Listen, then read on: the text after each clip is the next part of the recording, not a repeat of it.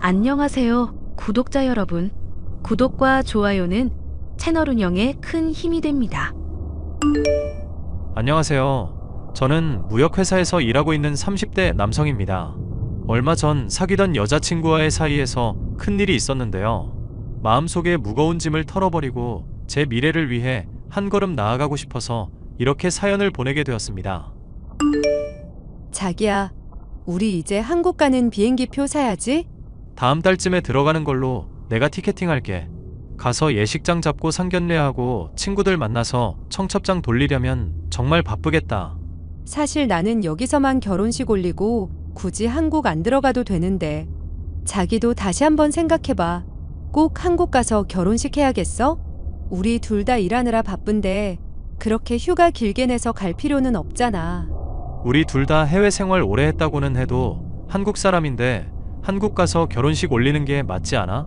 한국 들어가면 안 될 이유가 있는 것도 아닌데 왜 그렇게 가기 싫어해? 한국 가면 공항에서 누가 자기 잡으러 오나? 무슨 말을 그렇게 해? 내가 무슨 범죄자라도 되는 줄 알아? 자기는 그동안 나를 그렇게 생각해왔어? 아니, 농담한 건데 왜 그렇게 발끈해? 해외 사는 친구들끼리 있으면 그런 농담 가끔 하잖아. 한국 가기 싫어하면 너 왜 그러냐? 혹시 한국에서 사기치고 도망 나온 거 아니냐? 이런 식으로. 자기가 결혼식 때문에 한국 가는 거 너무 싫어하길래 아무 생각 없이 한 말이야. 아무리 농담이라도 할 말이 있고 못할 말이 있는 거야. 나 결혼식 앞두고 예민하니까 제발 말 조심해줘. 알았어, 미안. 내가 한국 가서 결혼하자고 우겼는데 자기가 그 뜻에 따라줘서 고마워하고 있는 거 알지? 앞으로는 이상한 농담 하지 않도록 조심할게. 그러니까 화 풀어 자기야. 사랑해. 저는 대학교를 졸업한 후 해외로 취업을 했고 제 여자친구는 아예 대학부터 해외에서 다닌 사람이었습니다. 저는 일생일대의 가장 큰 이벤트 중 하나인 결혼식만큼은 꼭 한국에서 가족 친지 모인 자리에서 치르고 싶었는데 여자친구는 내켜하지 않았습니다. 휴가 때도 한국에 들어가고 싶지 않다며 저 혼자 다녀오라고 할 정도로 고국을 완전히 등진 모습이었습니다. 그렇지만 해외 생활이 오래되다 보면 그렇게 바뀌는 것도 무리는 아니라 저는 결혼식만 한국에서 올리자고 여자친구를 열심히 설득해 한국에 함께 들어가게 되었습니다. 이모, 상견례 자리에 나와주실 거죠? 저 이모랑 이모부를 부모님처럼 생각하면서 살고 있는데 상견례 안 나와주시면 저 정말 섭섭해요. 내가 그 자리에 가도 될까? 하늘에 있는 너희 엄마가 허락해 줄지 모르겠다. 당연히 허락하시죠. 저 초등학교 때 아버지 돌아가신 후로 쭉 엄마랑만 살았잖아요. 그런데 고등학교 때 엄마마저 충격으로 쓰러져서 돌아가시고 저 그때 하늘이 무너지는 심정이었어요. 이모랑 이모부가 저한테 손 내밀어 주지 않으셨다면 저도 이 세상에 없었을지 몰라요. 우리 짠한 종범이 너희 엄마가 그때 그 사건만 아니었다면 그렇게 허망하게 병 얻어서 가시지 않았을 텐데 하늘도 무심하시지. 전 재산을 사기당하는 바람에 화병을 얻어서 그렇게 널 놔두고 가버릴 줄 누가 알았겠니? 이모, 저는 그 사기꾼 가족들 평생 용서 못해요. 죽을 때까지 저주할 거예요. 저희 엄마 돈 뺏어가고 병 걸려서 죽게 만든 그 인간들은 평생 불행 속에서 고통받아야 해요. 그래. 종범이 네 맘 이모가 이해한다. 그래도 결혼식같이 좋은 일 앞두고 그런 나쁜 얘기 하는 거 아니야. 이제는 가슴 속에 묻어두고 살아야지 어쩌겠니. 한국 들어가서 뵐게요, 이모. 저는 여자친구와 한국으로 들어와 결혼식 준비를 준비했습니다. 이모는 그동안 제 여자친구를 본 적이 한 번도 없었습니다. 상견례 전에 가벼운 인사 자리를 만들겠다고 했는데도 이모는 극구 사양하며 그러면 그 아가씨가 부담 느끼고 싫어할 거라며 상견례 자리에서 처음 만나는 게 좋다고 하셨습니다. 너랑 결혼할 아가씨 이름이 수빈이라고 했지? 그래도 만나기 전에 고향은 알고 가야 하지 않겠니? 수빈이가 어디 출신이니? 땡땡시에 있는 땡땡 마을이요. 아주 작은 시골 마을이라고 하더라고요. 이번에 한국 들어왔으니 한번 같이 가볼까 물어봤는데 고향에 대한 기억이 별로 좋지 않다고 안 가고 싶대요. 땡땡마을 거기서 오래 살았다니? 거기서 태어나서 학교 다녔고 20살 때까지 살다가 대학을 호주로 갔어요. 그 이후로는 여러 나라에서 공부하고 일하다가 외국에서 저랑 만난 거고요. 그래? 내가 아는 그 사람의 삶이랑 너무 비슷하구나. 시골 마을이면 유학 간 사람도 많지 않을 텐데 이렇게 비슷할 수가 있나? 누구요? 이모가 그쪽에 아는 사람이 있어요? 이런 말하기는 조심스럽지만 네 엄마한테 사기친 그 천벌받을 집안의 딸 말이야. 그 부모들이야 워낙 사기꾼들이라 이 지역 저 지역 옮겨다니면서 살았는데 그 딸은 할머니가 쭉 그곳에서 키웠다고 들었어. 부모가 사기친 돈으로 20살 때 호주로 유학 갔고 그 이후로 한국에는 거의 안 들어온다는 소식까지 들었단다. 수빈이가 그런 사람들 딸일 리 없어요. 여기 얼굴 한번 보세요. 그게 사실 나도 그 집딸을 직접 만나 본 적은 없어. 너희 엄마한테 얘기만 전해 들었을 뿐이야. 아참, 너희 엄마가 딸네 집 앞에서 기다리면서 찍은 사진들이 있어. 아마 그 딸이 찍혔을 거야. 여기 있구나. 옆모습인데다가 얼굴 절반이 머리카락으로 가려져서 잘 모르겠는데요. 이 다리의 흉터. 이 위치, 흉터 모양, 수빈 씨가 맞아요. 그게 사실이라면 큰일이야. 어떻게 너희 엄마한테 사기친 사기꾼 집안의 딸이랑 너랑 결혼을 할 수 있겠니? 얼른 헤어져야 한다. 이게 무슨 일인지 모르겠어. 그런데 저는요, 부모가 사기꾼이라고 해서 그 딸까지 연좌제로 묶여서는 안 된다고 생각해요. 아직 수빈 씨가 그 집 딸인지 확실하지는 않지만 설령 맞다고 하더라도 수빈 씨를 욕할 수는 없잖아요. 그 사람은 그런 부모 밑에서 태어난 죄밖에 없는걸요. 종범아, 너희 엄마가 사기꾼 찾으러 간다면서 나가서 얼굴에 피멍 들어서 온 날 기억하지?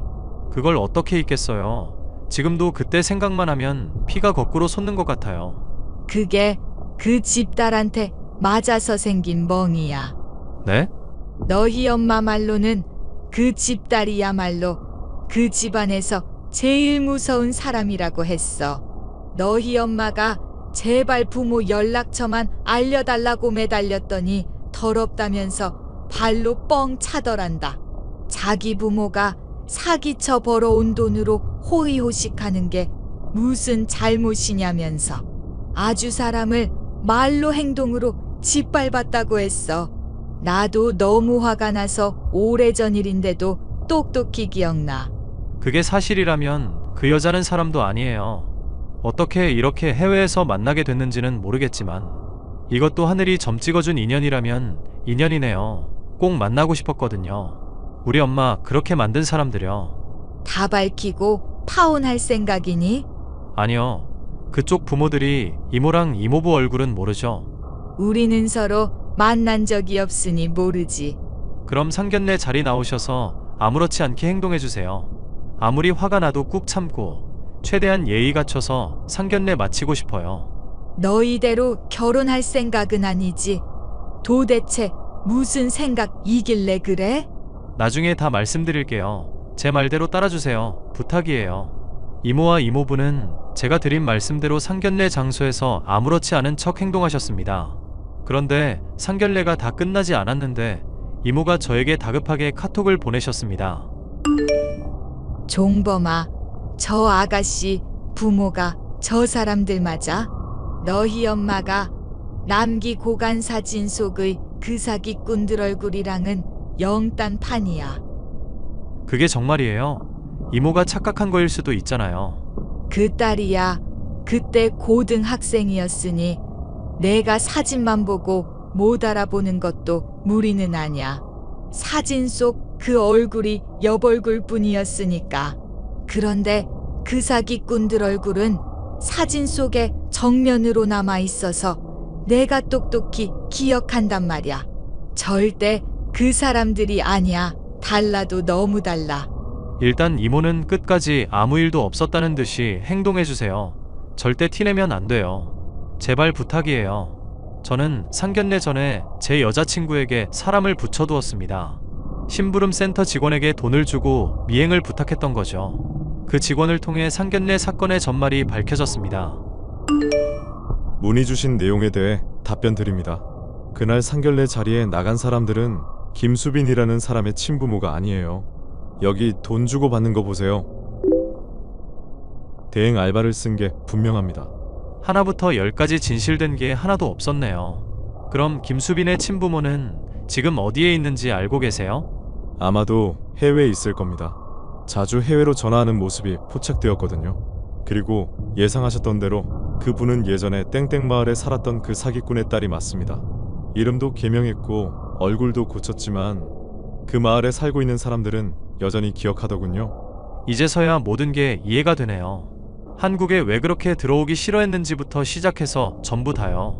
저는 이제 여자친구의 얼굴을 보면 터질 듯한 분노가 느껴졌지만 부모님의 얼굴을 생각하며 꾹 참았습니다. 저에게는 계획이 있었거든요. 우리 드디어 내일 결혼식이다. 결혼식 마치면 바로 출국하는 거지? 그럼 짐 미리 싸놔. 당연히 다 싸놨지. 한국에 있는 동안 너무 피곤했어. 얼른 출국해서 자유롭게 살고 싶다. 한국에 있는 게 그렇게 불편했어? 자기가 20살 때까지 살았던 고국이잖아.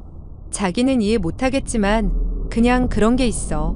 이번에 나가면 한 10년은 한국 쪽으로는 쳐다도 보지 말아야지. 우리 아기한테도 꼭 해외 국적 줄 거야. 그러자. 내일 결혼식이라 많이 떨려? 그럼 내가 자기 얼마나 사랑하는지 알잖아. 지금도 팩하고 있어. 내일 조금이라도 자기 눈에 이쁘게 보이려고. 기특하다 우리 공주님. 팩 안 해도 이쁘니까 얼른 주무세요. 저는 구역질이 나오려는 것을 참으면서 여자친구의 장단에 맞춰줬습니다. 드디어 대망의 결혼식 날이 다가왔습니다. 자기야, 메이크업 샵 예약 시간 다 됐는데 왜 안 와? 아 미안. 너무 긴장해서 그런지 아침에 먹은 게 체했나봐. 지금 계속 토하고 있어. 병원 가서 급하게 링겔 맞고 갈 테니까 먼저 식장으로 가. 남자는 메이크업 안 해도 돼. 자기만 이쁘면 되지. 왜 하필 오늘 같은 날에 아프고 난리야. 알았어. 그럼 병원 빨리 갔다가 예식 시작 전에 와야 해. 그럼 당연하지. 어디야? 미쳤어? 결혼식 시작 10분 전인데 대체 왜 안 오는 거야? 누구 죽는 꼴 보고 싶어서 이래? 링겔을 맞았으면 당장 첫 뛰어와.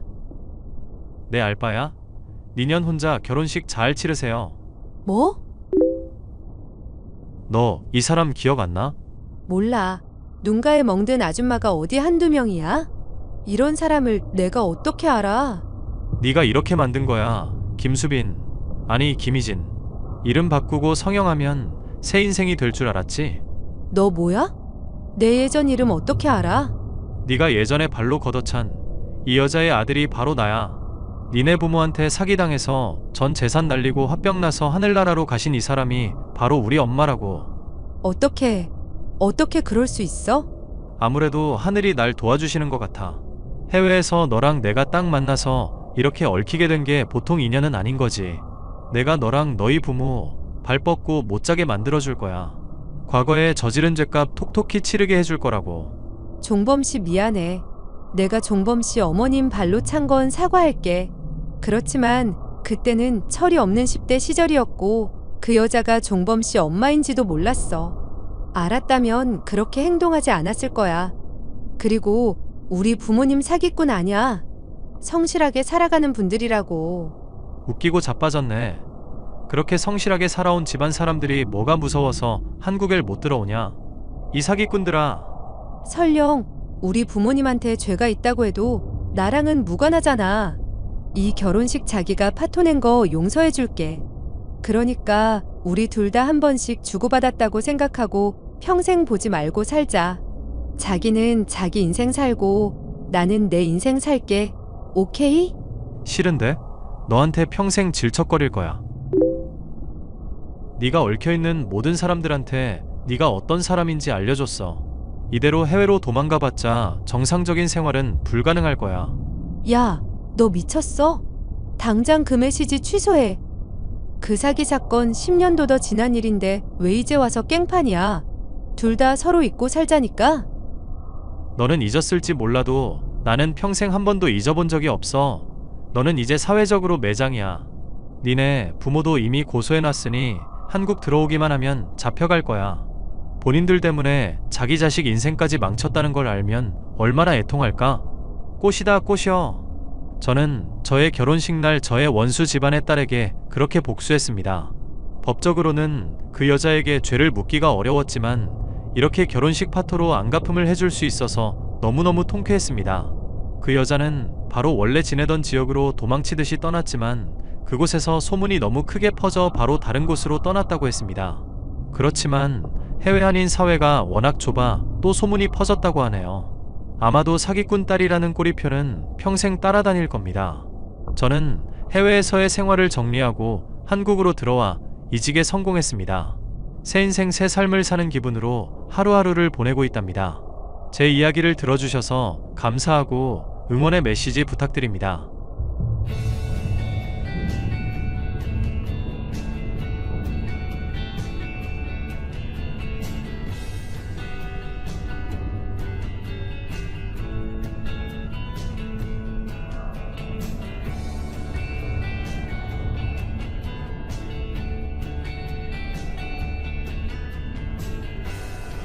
안녕하세요, 구독자 여러분.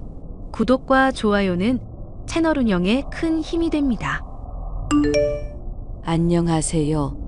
저는 얼마 전에 아들의 결혼 문제로 한바탕 큰일을 겪은 50대 여성입니다. 너무나 답답한 마음에 어디에라도 하소연을 하고 싶어서 이렇게 사연을 보내게 되었습니다. 엄마, 이번 주에 예지 씨랑 인사드리러 갈게요. 저희 정말 진지하게 만나고 있고 결혼까지도 생각하고 있거든요. 그래, 엄마는 우리 아들이 좋아하는 여자면 두 팔 벌려 환영이야. 근데 엄마가 예지양 만나기 전에 그 아가씨에 대해 좀 알아둬야 하지 않겠니? 뭐 하는 사람이고 부모님은 어떤 분들인지 궁금하구나. 예지 씨는 대학원 박사 과정 다니고 있어요. 사실 예지 씨네 집안 사람들이 전부 학구열이 높아요. 예지 씨 아버지랑 어머니가 유학하다가 만나셨고 예지 씨 아버지는 대학 교수거든요. 아버지가 교수라니 정말 대단하구나. 엄마는 우리 아들한테 항상 못난 부모여서 미안해. 엄마가 왜요? 엄마가 대학 못 나온 것 때문에 그러시는 거예요? 엄마는 상고 나와서 먹고 사는 일만 생각하느라 뒤늦게라도 공부를 다시 시작해볼 엄두도 내지 못했어. 전문대라도 나왔으면 어디 가서 부끄럽지는 않을 텐데 고졸이라는 게 항상 엄마 마음속에는 걸림돌이었단다. 우리 아들한테도 미안하고. 그런 게 어딨어요. 저는 언제나 엄마를 자랑스럽게 생각해요. 저 키우면서 악착같이 모아서 건물 사들이셨잖아요. 그 덕에 저도 여유롭게 자랄 수 있었고요. 저는 한 번도 엄마를 부끄럽게 여긴 적이 없어요. 엄마 아들로 태어나서 정말 행복한걸요. 그렇게 말해주니 정말 고맙구나. 예지양 아버지가 교수면 어머니는 뭐 하시는 분이니? 저랑 예지 씨 만나기 전에 병으로 돌아가셨다고 해요. 그래서 예지 씨는 빨리 결혼해서 가족을 만들고 싶어 해요. 그런 예지 씨 모습이 불쌍해서 저도 결혼을 좀 앞당길까 생각 중이고요. 저런 예지 양이 많이 외로웠겠구나. 우리가 따뜻하게 보듬어 줘야겠어. 저 역시 고등학교 때 엄마가 돌아가신 후 생활전선에 뛰어들어야 했던 아픔이 있었기에 예지 양이 안쓰러웠습니다. 저는 딸이 없기에 만약 아들이 예지 양과 결혼한다면 친딸처럼 아껴줘야겠다고 다짐했습니다. 그리고 얼마 지나지 않아 제 아들과 예지 양은 본격적으로 결혼 준비를 하기 시작했습니다. 예지 양, 결혼식 준비하느라 바쁘겠지만 부탁 하나만 들어주겠니? 뭔데요, 어머님? 내 친구 딸이 결혼식 영상 만드는 일을 하고 있거든. 나한테 신세를 많이 진 친구라서 나한테 꼭 좀 보답을 하고 싶다면서 결혼식 배경 영상을 돈도 안 받고 만들어준다지 뭐니. 어머, 잘된 일이네요. 그래서 말인데 신랑 신부 각각 성장 사진을 보내달라고 하더라. 너도 결혼식 다니면서 그런 영상들 많이 봤지? 어린아이였을 때부터의 사진 나오면서 각자 성장한 두 사람이 만나서 한 가정을 이루는 모습을 보여주는 그런 영상 말이야. 성장 사진이요? 그게 꼭 필요하세요? 그래, 특히 가족 사진 위주로 보내달라고 신신당부하더라. 어렸을 때부터 찍은 가족 사진들 갖고 있지. 어머니, 아버지랑 함께 찍은 사진들 말이야. 그것 좀 모아서 나한테 보내주렴. 아, 그게 사진이 없어요. 잘 찾아보면 있을 거야. 나도 바빠서 우리 우성이랑 찍은 사진이 많이 없지만 그래도 찾아보니까 영상 만들 정도는 되더구나. 저 대학생 때 집이 전부 불타서 사진이 다 날아갔어요. 그러니까 저한테 예전 사진 보내달라는 말씀은 더 안 해주셨으면 좋겠어요. 저한테는 큰 아픔이었거든요. 저런 미안하구나. 성장 사진으로 결혼식 영상 만들려던 계획은 취소하마.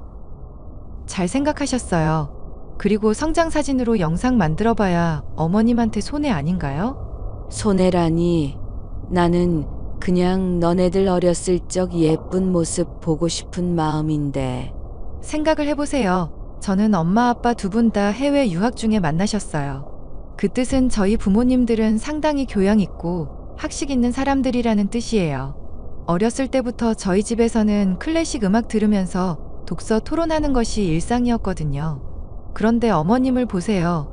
우성 씨 말로는 어머님 상고 출신이라던데 성장 사진으로 영상 만들면 하객들 사이에서 뒷말 나와요.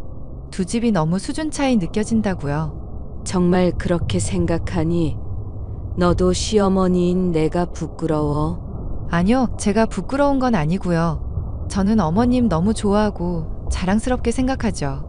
다만 하객들이 그렇게 생각한다는 거예요. 하객들이 그렇게 생각한다는 걸 알면 어머님이 슬퍼하실 거잖아요. 저는 언제나 어머님 편이에요. 대학도 못 나온 제가 대학 교수 집안의 딸을 며느리로 맞이하려니 참 쉽지 않다는 생각이 들었습니다. 그쪽 사람들이 보기에 제가 얼마나 부족할지 알기에 저는 최대한 재정적으로라도 아들 가정을 서포트하려고 마음먹었습니다.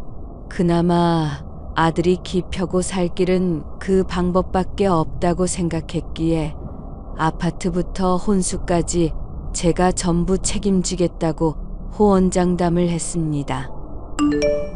엄마, 집 구하는 일이 정말 쉽지가 않네요. 예지가 보는 집마다 다 별로라고 하네요. 아무래도 서울 쪽으로 집을 알아봐야 할 것 같아요. 내 직장이 여기에 있고 예지도 졸업하면 이쪽에서 일자리 알아보겠다고 했는데 왜 갑자기 서울 쪽으로 가겠다는 거야? 예지는 태어났을 때부터 서울 안에서만 살아와서 서울 밖에서 사는 게 적응이 안 된대요. 저는 요즘에 서울 밖에 살아도 괜찮다고 설득했는데 예지는 영 기분이 안 좋은가 봐요. 집 보러 가도 뾰루퉁하게 입만 나와 있으니 어떻게 해야 할지 모르겠어요. 내가 예지랑 한번 얘기를 해봐야겠구나. 예지가 원하는 게 뭔지 알아야 답이 나올 것 같아. 이렇게 제가 신혼집 때문에 골머리를 썩고 있을 즈음 저희 건물 1층에서 가게를 운영하시는 분한테서 연락이 왔습니다. 우성 엄마 소식 들었어요. 요즘 아주 동네가 떠들썩해요. 어떤 여자가 자기 딸 남자친구 사진 들고 다니면서 이 남자 찾아야 한다고 난리 법석을 피우고 있거든요. 그런 일이 있었어요. 제가 요즘 아들 결혼식 준비하랴, 신혼집 준비하랴 정신이 없어서 그런 일이 있는지도 몰랐네요. 자세한 얘기 좀 해봐봐요. 딸도 아니고 딸의 남자친구는 왜 찾고 다니는 거래요?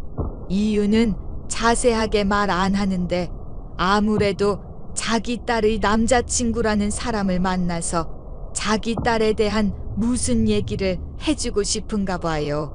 그 남자친구가 이 동네 사람이래요. 재밌네요. 그래서 찾을 수 있을 것 같아요. 이렇게 흐릿한 사진 한 장 들고 다니면서 물어보는데 어떻게 찾아요? 제대로 찍은 사진도 아니고 딸내미 SNS에서 캡처한 사진 같은데 얼굴도 잘 안 보이잖아요. 이거 보세요. 이게 그 아줌마가 저한테 보여준 사진이에요. 정말 흐릿해서 실루엣만 보이는 사진이네요. 얼른 찾고 싶은 사람을 찾아야 할 텐데 무슨 사연인지는 몰라도 안타깝네요. 처음에는 그 사진에 대해 별 신경을 쓰지 않았습니다. 그런데 불현듯 저희 아들의 SNS에서 그 사진과 실루엣이나 구도가 비슷한 사진을 본 것 같다는 생각이 스쳐 지나갔습니다. 아들의 SNS를 살펴보니 제 감이 맞더군요. 그 아줌마가 갖고 있는 사진과 구도, 색감, 입은 옷까지 전부 일치했기 때문이죠. 저는 그 아줌마의 연락처를 달라고 수소문했습니다. 안녕하세요. 따님 남자친구를 찾고 있다고 들었어요. 혹시 찾고 있는 딸 이름이 박예지인가요? 맞아요. 이 동네에서 저희 딸을 아시는 분이라면 혹시 저희 딸 남자친구의 가족인가요? 네, 제가 예지 남자친구 최우성의 엄마입니다. 혹시 무슨 일로 우리 우성이를 찾고 있는지 여쭤봐도 될까요? 제가 알기로는 예지는 이미 엄마가 돌아가셨어요. 그런데 예지를 딸이라고 부르면서 우리 우성이를 찾고 있다는 게 영 이상해서요. 도대체 무슨 속셈이시죠? 저 안 죽었어요. 멀쩡하게 눈 뜨고 숨 쉬고 살아 있어요. 그런데 그것이 결혼에 눈이 멀어서 지 엄마 죽은 척을 하고 다녔다니 더더욱 용서가 안 되네요. 그럼 예지가 거짓말을 했다는 건가요? 아니, 자기 엄마가 죽었다는 거짓말을 하는 사람이 이 세상에 어디 있어요? 걔가 가진 것에 비해 눈만 높아서 맨날 돈 많은 남자 하나 물어서 시집 가겠다고 노래를 불렀어요. 그러다가 그 집 아들을 만난 모양인데 집에 돈이 좀 있다면서요? 교제 시작하고 결혼 얘기 나오니까 저 때문에 지 결혼이 안 될 수도 있다고 생각을 했나 봐요. 제가 전과 오범이거든요. 전과 오범이요? 세상 사람들이 전과 오범하면 놀라는데 그거 별거 아니에요. 그냥 우리 딸 공부시키고 대학 보내려고 주변 사람들한테 돈 빌리고 안 갚고 하다 보니까 그렇게 된 건데 아유 놀라시기는. 그래서 예지가 엄마가 죽었다는 거짓말을 했다는 건가요? 그런가 봐요. 그것이 절 닮아서 사기 하나는 기가 막히게 잘 치거든요. 한 달만 템플 스테이 하다가 나오라고 해서 좋다고 따라 들어갔는데 글쎄 거기가 정신병원이었던 거예요. 난 그래도 돈만 꼬박꼬박 보내주면 예지 결혼식 때까지 참고 있을 생각이었어요. 근데 그 영악한 기집애가 용돈까지 끊어버리고 아예 연락도 안 받더라고요. 정신병원에서 겨우겨우 탈출해서 여기까지 온 거예요. 그럼 예지를 찾아가지 왜 이 동네에 와서 우리 우성이를 찾으신 거예요? 예지 앞에 나타나봤자 재미없잖아요. 남자친구를 찾아내서 걔의 실체를 까발려야 재밌지. 걔도 제 뒤통수를 쳤으니 저도 예지 뒤통수 갈겨야 쌤쌤 아닌가요? 이렇게 다 밝히니까 아주 속도 후련하고 재밌네요. 세상에. 그럼 예지 아빠가 교수인 건 사실인가요? 예지 말로는 엄마랑 아빠가 유학하다가 만난 거라던데요. 그건 저 아닌데요. 예지 아빠 전와이프 얘기예요. 제가 예지 아빠 꼬셔서 전와이프랑 이혼시키고 안주인 자리 꿰찬 거거든요. 그런데 제가 하도 사기치고 다니니까 예지 아빠가 이혼하자고 하더라고요. 나는 미련도 안 남아서 그러자고 했는데 예지 그것이 아주 쌩난리를 치더군요. 나 이혼하기 전에 교수 딸 신분 내세워서 돈 많은 남자랑 결혼하고 강남 아파트 받아내야 한다고요. 걔는 피도 안 섞인 그 교수 아빠를 지친 엄마보다 더 좋아한다니까요. 교수 간판이 그리도 좋은지 쯧. 저는 그날 예지 친엄마와 대화를 나누며 예지에 대해 모든 것을 알게 되었습니다. 집이 불타서 어린 시절 사진이 하나도 남지 않았다는 것은 새빨간 거짓말이었습니다. 자신의 성장 과정을 숨기기 위한 목적이었던 거겠죠. 제가 상고 출신이라는 점 때문에 저를 무시하면서도 돈줄을 쥔 저에게 서울 아파트 한 채 정도는 받아내고야 말겠다는 것이 예지의 목적인 것 같았습니다. 예지야, 결혼 준비는 잘 되고 있니? 어머, 안 그래도 연락드리려고 했어요, 어머님. 왜 나한테 무슨 할 말 있니? 이왕 아파트 해주시는 거 강남 쪽으로 부탁드리려고요. 나한테 아파트 맡겨놨니? 해주면 해주는 대로 받을 것이지 강남 아파트를 달라고 요구하는 건 너무 뻔뻔하구나. 어머님 갑자기 왜 이러세요? 저 똑똑한 집안 딸이라고 좋아하셨잖아요. 이왕 어머님이 해주시는 집인데 시작부터 제대로 된 곳에서 시작하고 싶어요. 제 맘 이해하시죠, 어머님? 글쎄다, 돈이 모자랄 것 같구나. 게다가 그 아파트를 해주면 나한테 무슨 이득인지도 모르겠고. 에이, 어머님은 횡재하신 거죠. 저 같은 사람을 며느리로 들이시고 저희 집이 교수 집안인 거 아시잖아요. 저도 박사 과정 마치면 아빠 백으로 교수 임용될 수 있고요. 교수 며느리가 넝쿨째 굴러 들어오는데 이왕이면 크게 쏘세요. 돈이 모자르면 사채를 써서라도 강남으로 부탁해요. 니네 집안, 그래, 그 집안 아주 대단하긴 하더구나. 네 엄마가 전과 오범이니까. 네? 저희 엄마를 아세요? 혹시 엄마가 거기 찾아가서 헛소리라도 하던가요? 네 엄마 죽었다면서? 아, 그게 말이죠. 이 세상에 완벽한 거짓말은 없어. 하늘이 알고 땅이 아는데 어떻게 엄마가 죽었다는 거짓말을 할 생각을 하니. 게다가 교수 아빠라는 사람하고는 피도 하나 안 섞였고 곧 이혼 예정이라며. 그런데도 뻔뻔하게 교수 집안 딸인 걸 내세워서 강남 아파트를 달라고 해? 어머님, 죄송해요. 제가 우성 씨 너무 사랑해서 그랬어요. 저 우성 씨 없으면 죽어요. 이 결혼은 무효야. 우리 우성이한테 들러붙어서 지 엄마 죽었다는 거짓말까지 하는 너 같은 아이는 다시는 보고 싶지 않구나. 게다가 결혼식 전까지 네 엄마를 정신병원에 가둘 계획이었다면서? 네 엄마가 거기 탈출해서 니네 집이 아니라 우리 동네로 찾아왔더라. 너무 억울해서 우성이한테 네가 어떤 아이인지 알려야겠다면서. 저희 엄마에 관해 거짓말한 건 죄송해요. 하지만 결혼식은 절대 무를 수 없어요. 뱃속에 있는 이 아이를 생각해서라도 제발요. 설마 너 임신했니? 네, 임신 테스트기에서 2줄 확인했어요. 우성 씨 핏줄인 이 아이를 가엾게 여겨서라도 저 좀 받아주세요, 어머님. 저는 너무너무 당황해 저희 아들에게 연락을 해봤습니다. 그동안 제가 알게 된 예지에 대한 이야기, 임신 이야기까지 모두 들려주었습니다.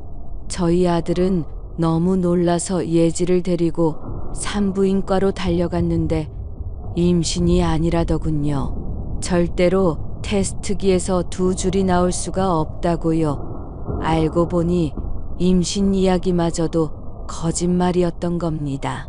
저는 태어나서 그렇게 천연덕스럽게 거짓말을 잘하는 사람을 처음 봤습니다. 이 모든 일을 겪고 난 후 저희 아들은 예지에게 모든 정을 떼고 헤어졌고 현재는 잘 지내고 있답니다. 저도 아들의 앞날을 응원하며 돈 때문에 이상한 사람이 들러붙지 않도록 더욱 신경 써야겠다는 생각을 하게 되었답니다. 제 이야기를 들어주셔서 감사합니다.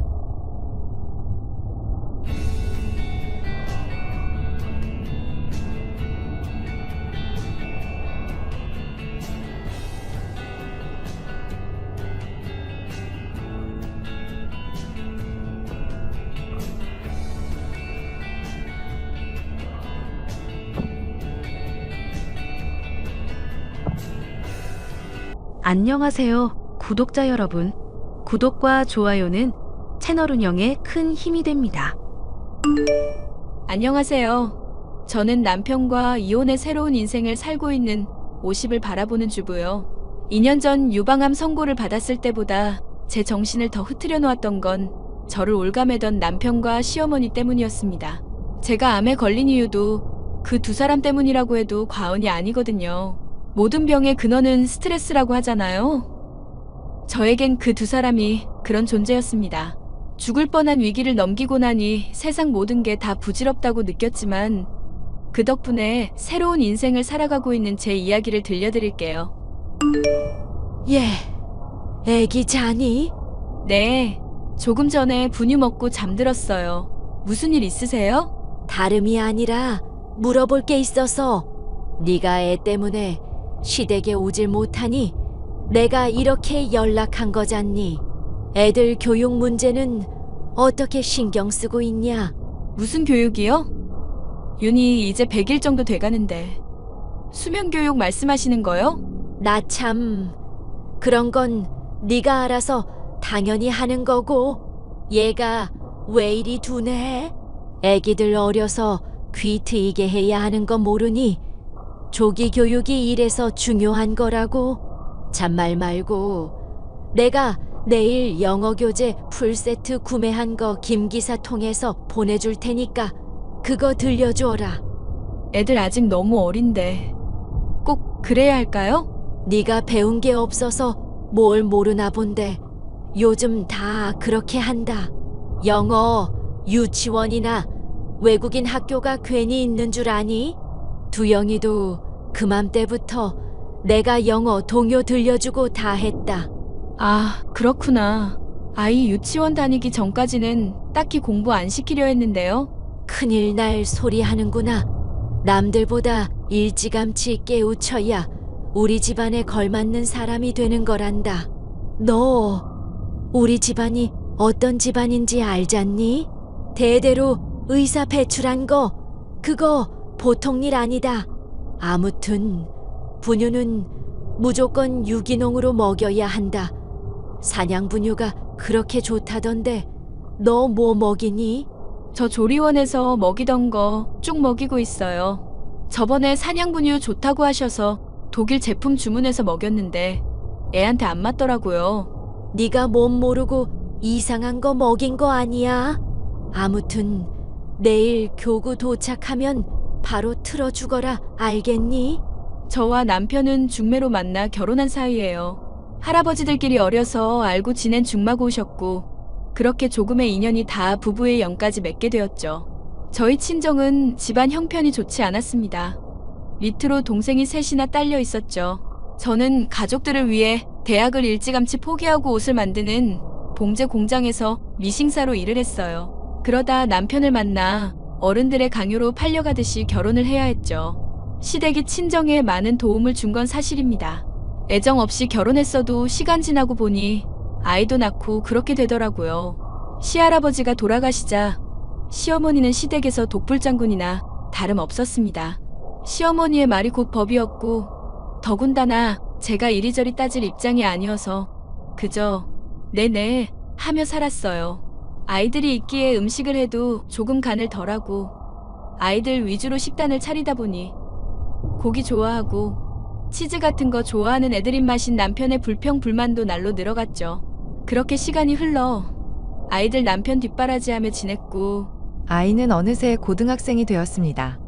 그런데 제 인생의 변화가 시작된 건 이때부터였어요. 여보, 나 할 말 있어. 얼굴 보고 얘기해야 하는데 차마 그러진 못하겠다. 왜? 무슨 일인데 그래? 나 사실 사랑하는 사람 따로 있어. 고등학생 때부터 알고 지내던 친구고 당신 아니었으면 원래 이 친구랑 결혼하려 했었어. 지금 그래서 나한테 무슨 말을 하고 싶은 건데? 윤희도 중학생 됐고 어느 정도 생각할 줄 아는 나이라고 생각해. 난 우리가 서로 편하게 지냈으면 한다고. 각자의 생활을 즐기고 원하면 이혼까지 해줄게. 응? 지금 나더러 남편이 바람 피우는 거 알고도 모른 척하라 이거야? 그게 아니잖아. 그래서 원하면 이혼해주겠다고 하는데 왜 그래? 당신은 나는 둘째치고 윤희 생각 한 번이라도 해봤니? 가뜩이나 사춘기도 오고 학업 스트레스도 이만저만 아닌데 굳이 이 시기에 해야겠냐고. 고등학교 졸업할 때까지만이라도 참지? 윤희 모르게 내가 행동 처신 잘 할 테니까 그건 걱정 말고. 아, 맞다. 그리고 엄마가 윤희한테 과외 선생 붙여준다고 하던데 만나본 거야? 아직 안 만났어. 윤희 학원이나 과외 안 받아도 성적 잘만 나오는데 왜 과외까지 해야 해? 엄마 하시는 말씀 있잖아. 윤희가 공부를 잘해서 다행이지 만약에 성적 안 나왔으면 얼마나 엄마한테 시달렸을지. 그러니까 자기도 잘 알아보라고. 선생님이랑 대화도 해보고 이것저것 신경 쓸 게 많을 거야. 그렇게 제 인생에 검은 먹구름이 들이오기 시작한 것도 얼마 되지 않아서였죠. 저희 부부는 남보다 못한 사이가 되어버렸습니다. 그 와중에도 시어머니는 아이가 먹는 식단까지 간섭하셨고 그 모습을 보며 저는 노이로제가 걸릴 지경이었죠. 개인 과외까지 붙여주며 크고 작던 무조건 1등 아니면 안 된다고 하신 분이 바로 시어머니였습니다. 저는 안중에도 없었고 오로지 아이들이 잘 자라서 의사가 되는 거 그거 하나면 됐다면서 말이죠. 그러다 제가 건강검진을 했어요. 매년 하는 검사지만 요즘 가뜩이나 피곤하고 컨디션도 안 좋길래 겸사겸사 건강검진을 받게 되었죠. 그런데 말입니다. 제가 살면서 남들한테 피해 안 주고 정말 열심히 살았다고 자부했는데 대뜸 제가 유방암 위기 진단을 받았다는 이야기를 하는 겁니다. 윤아, 엄마가 너한테 할 말이 있어.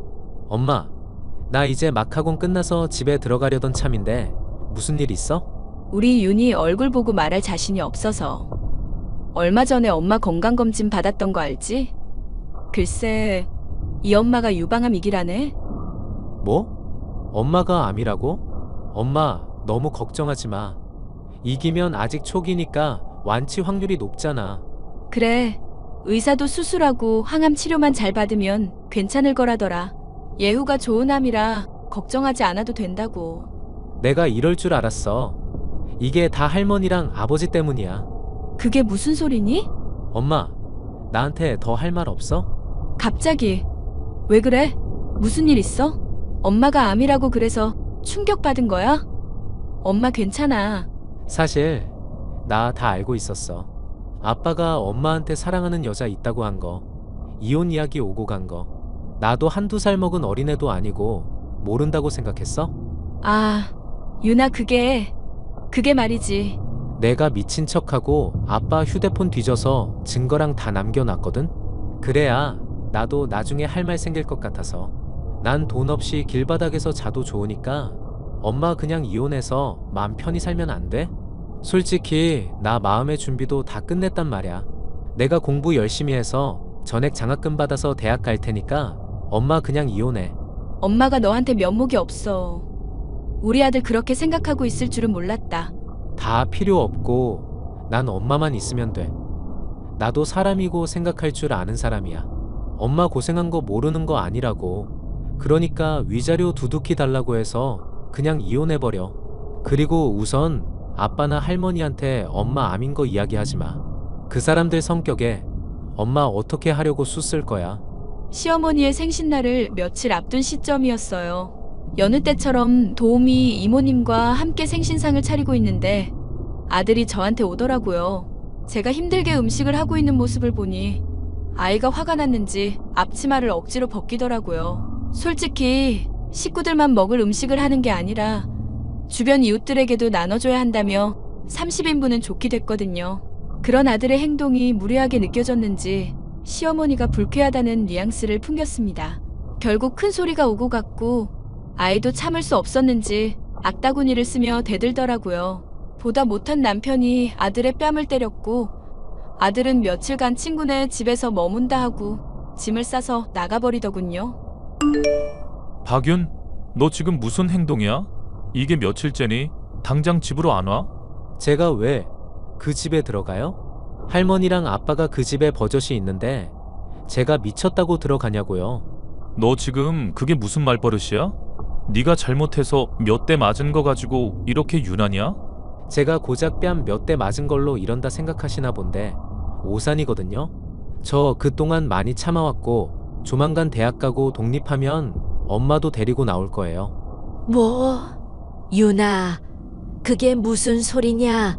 애미를 데리고 집을 나간다니? 할머니, 모른 척 하지 마세요.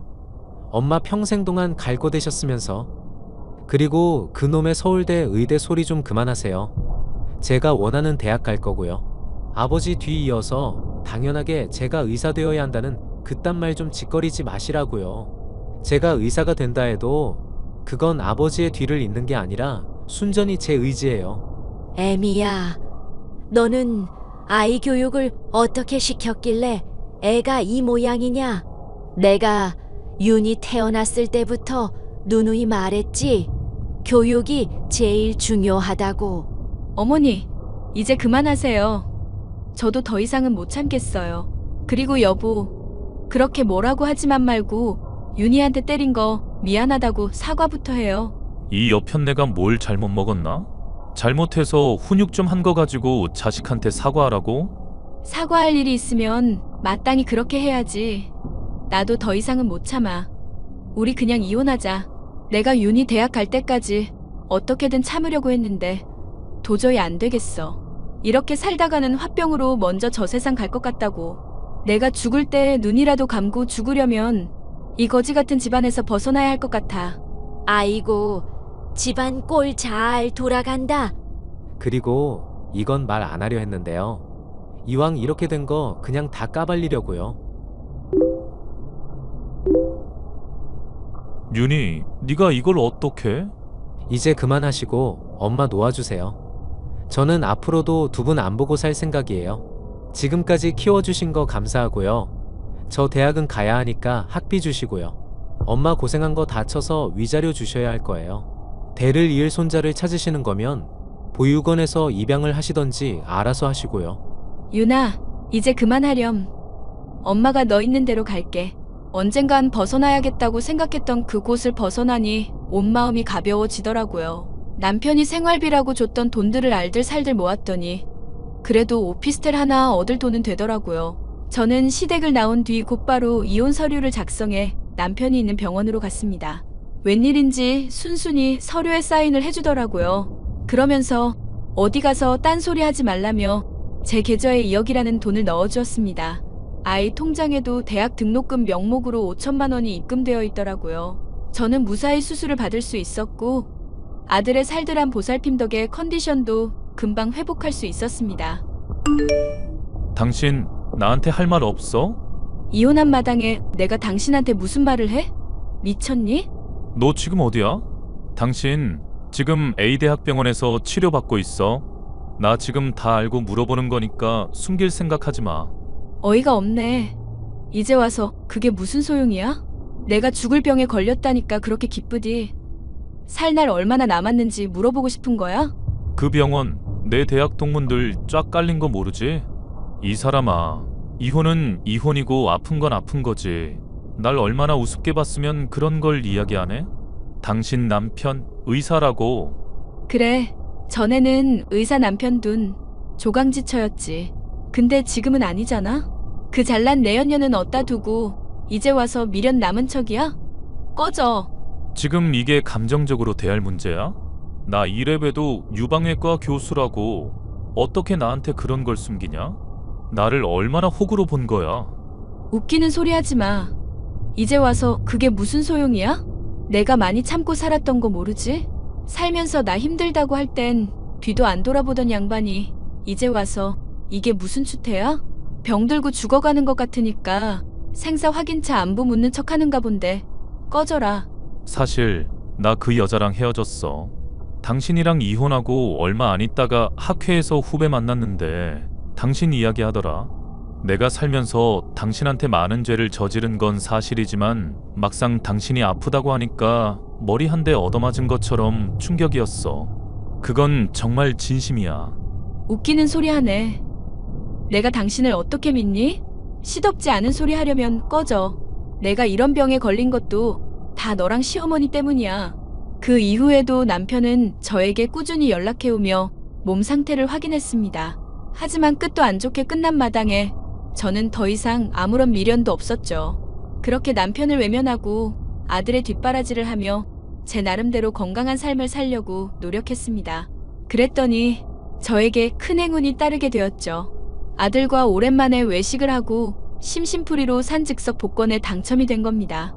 로또처럼 몇십억은 아니지만 세금을 떼니 5억이 조금 안 되는 금액이더군요.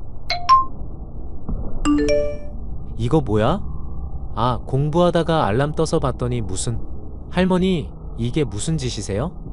엄마 아빠 이혼했는데 단톡방이 웬 말이냐고요. 보아하니 니들 여유 좀 생겼더라.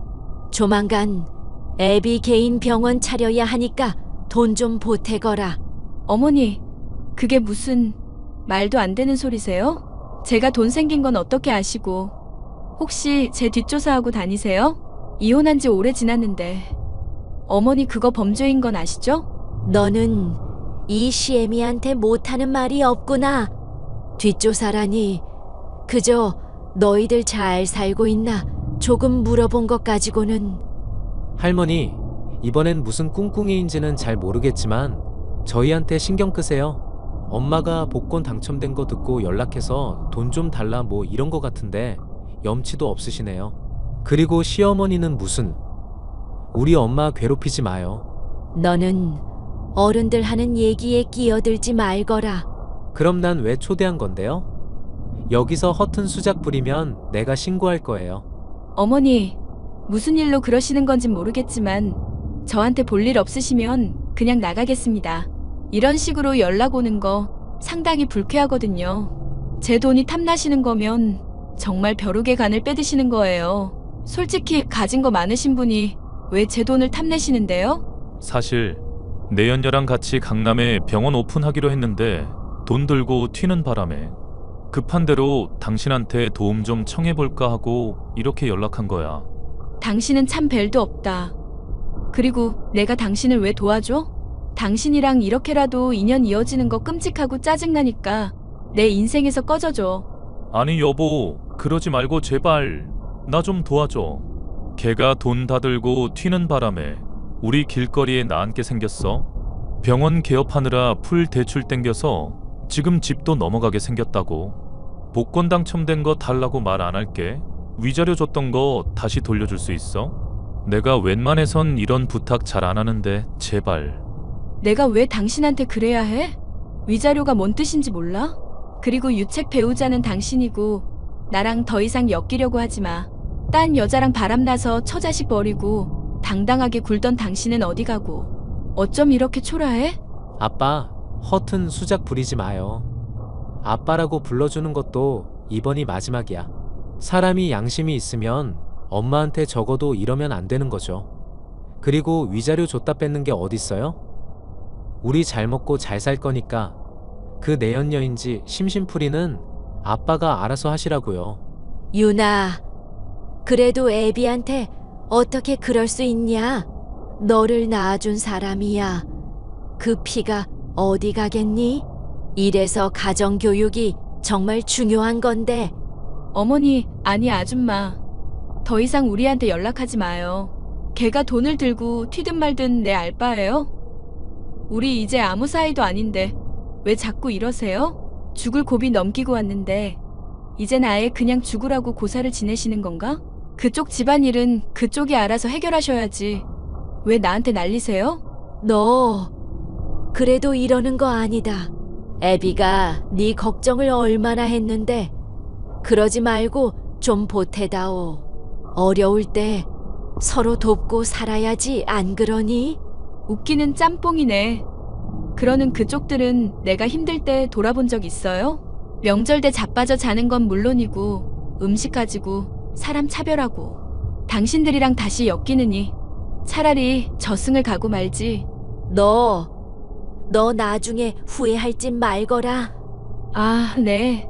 저 후회할 일 없고요. 지금 상황이 많이 안 좋아 보이는데 조속한 해결 바라고요. 저한테 한 번이라도 더 연락하거나 그러면 법적 조치는 다 걸어둘 테니 그리 아세요. 저는 지금까지 꾸준히 항암 치료를 받으며 잘 지내오고 있답니다.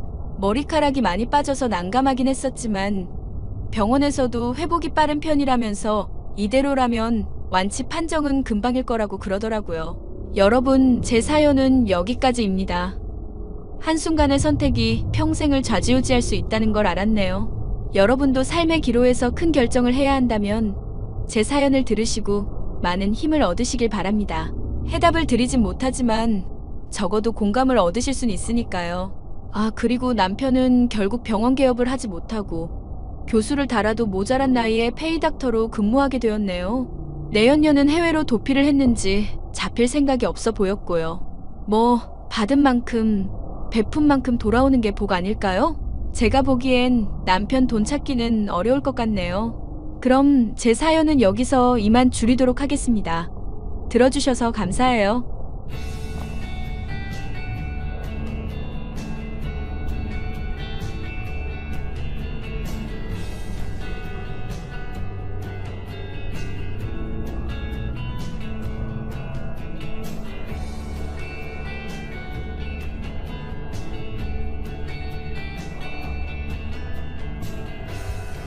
안녕하세요, 구독자 여러분. 구독과 좋아요는 채널 운영에 큰 힘이 됩니다. 안녕하세요. 저는 남편과 함께 딸아이를 하나 기르고 있는 30대 주부로 시부모님과 합가해서 지내면서 많은 스트레스를 받고 있던 중이었습니다. 시부모님은 크게 모나지 않으시고 평범한 분들이었지만 얌체 같은 동서와 함께 지내게 되면서 참 많이도 힘들었죠.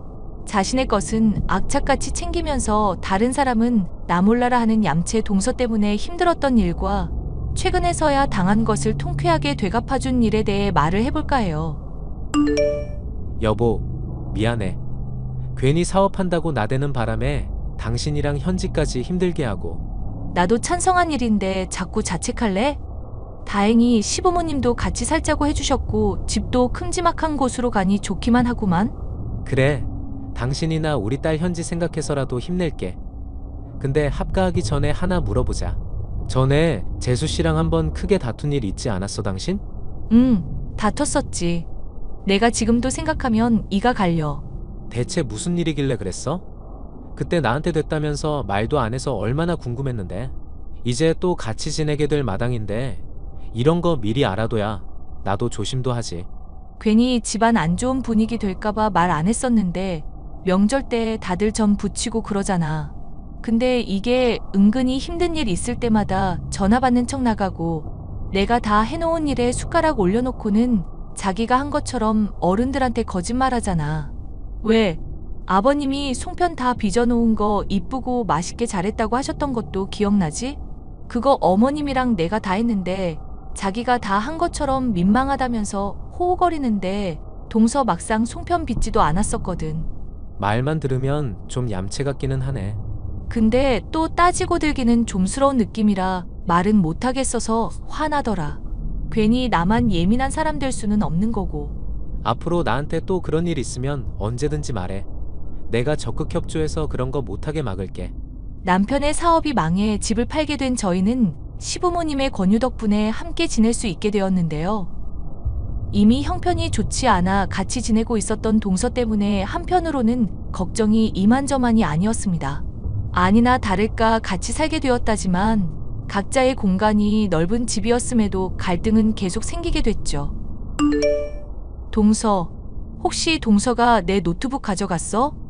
등본 출력할 일이 있어서 찾아보는데 보이질 않네?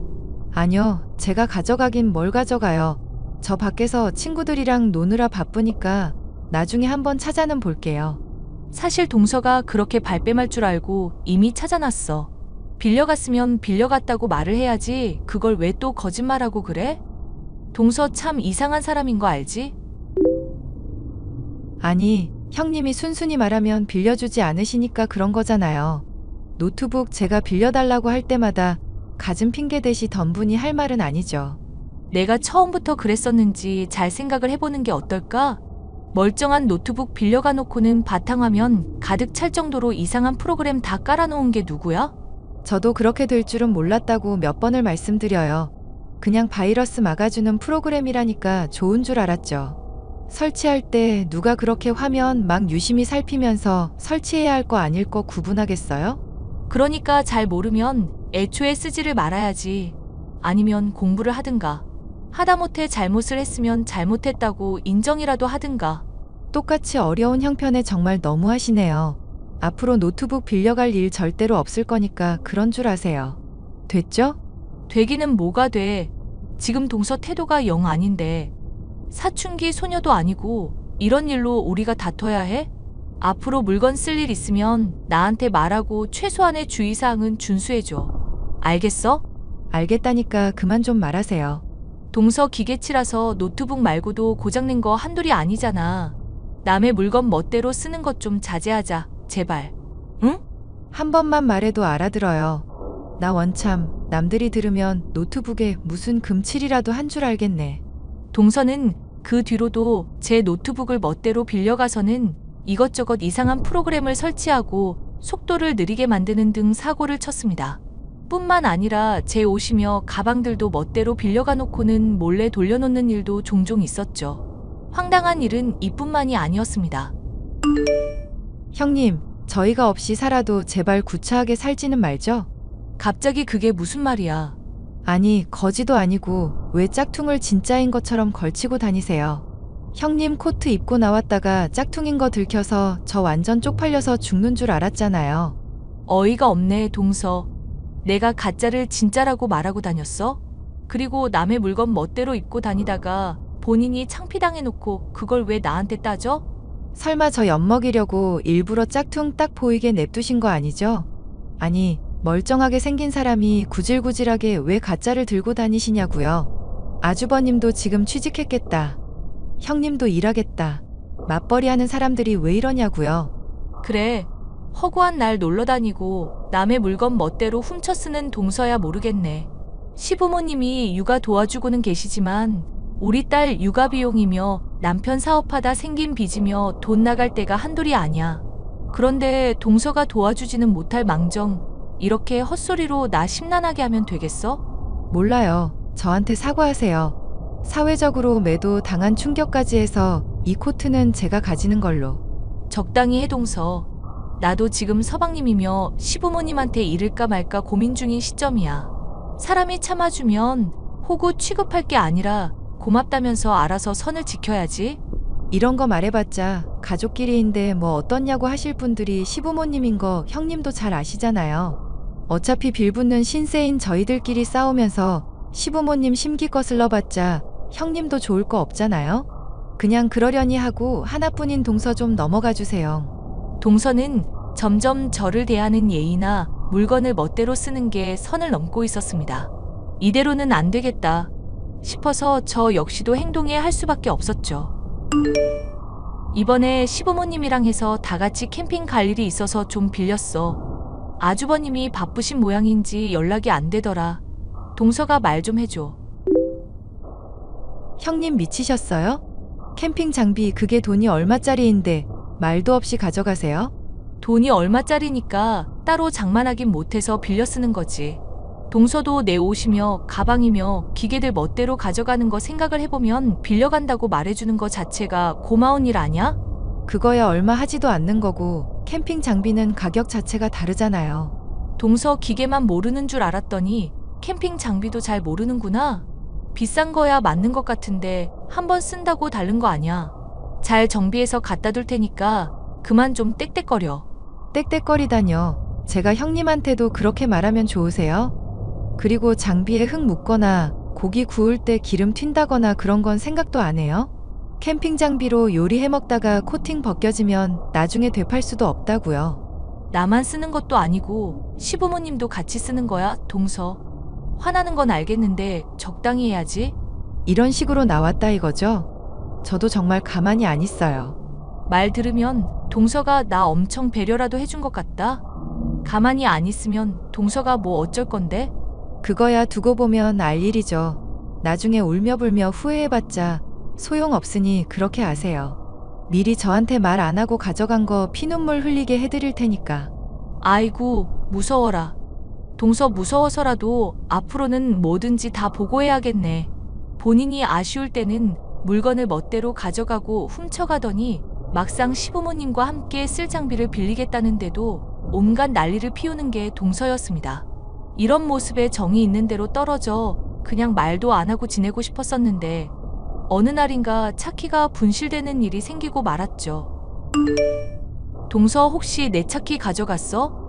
안 보이는데 동서밖에 의심이 되는 사람이 없어서 하는 말이야. 와, 이제는 하다하다 생사람을 잡으시는 거예요? 아주 혐의까지 창조하시고 난리도 아니시네요. 동서가 저번에 두고 보라고 한 이후로 내 물건 가져간 거 하나도 없었잖아. 이렇게 크게 한 방 터뜨리려고 아껴두고 있었던 거 아닌가 의심이 될 수밖에. 저도 사람인 이상 저 싫다는 사람 아니 꼽고 치사해서라도 상대 안 하고 말죠. 형님이 하도 저한테 뭐라 해서 저 그냥 자급자족하기로 마음 먹었거든요. 어디서 뭐 떨어뜨리거나 하셨나 본데 잘 찾아보시고 사람을 취조하든지 말든지 하세요.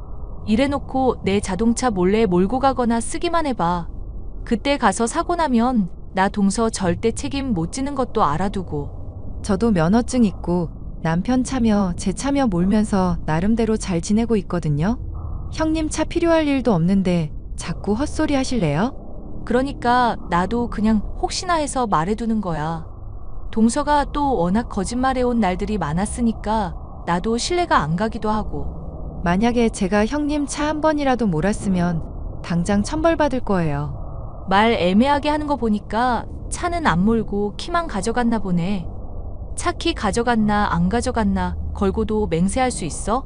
됐네요. 됐어. 사람 의심하면서 거짓말쟁이로 이미 낙인 찍은 분하고 뭔 얘기를 하겠어요. 하여튼 저는 모르니까 괜히 트집 잡지 마시고 잘 찾아보기나 하세요. 또 이 문제로 얘기하고 형사 놀이하려 드시면 저 정말 가만히 안 있어요? 어느 날 자동차 키가 분실이 됐기에 저는 범인이 동서밖에 없다고 생각했습니다. 남편에게 이를 얘기하자 설마 동서가 그랬겠냐며 반신반의하는 정도였습니다. 생각을 해봐. 이때까지도 내 물건 훔쳐가 놓고 얼마나 속을 썩였어? 이번에 차 키도 걔가 가져간 거 100%야. 그런데 당신 차에 블랙박스도 설치되어 있잖아.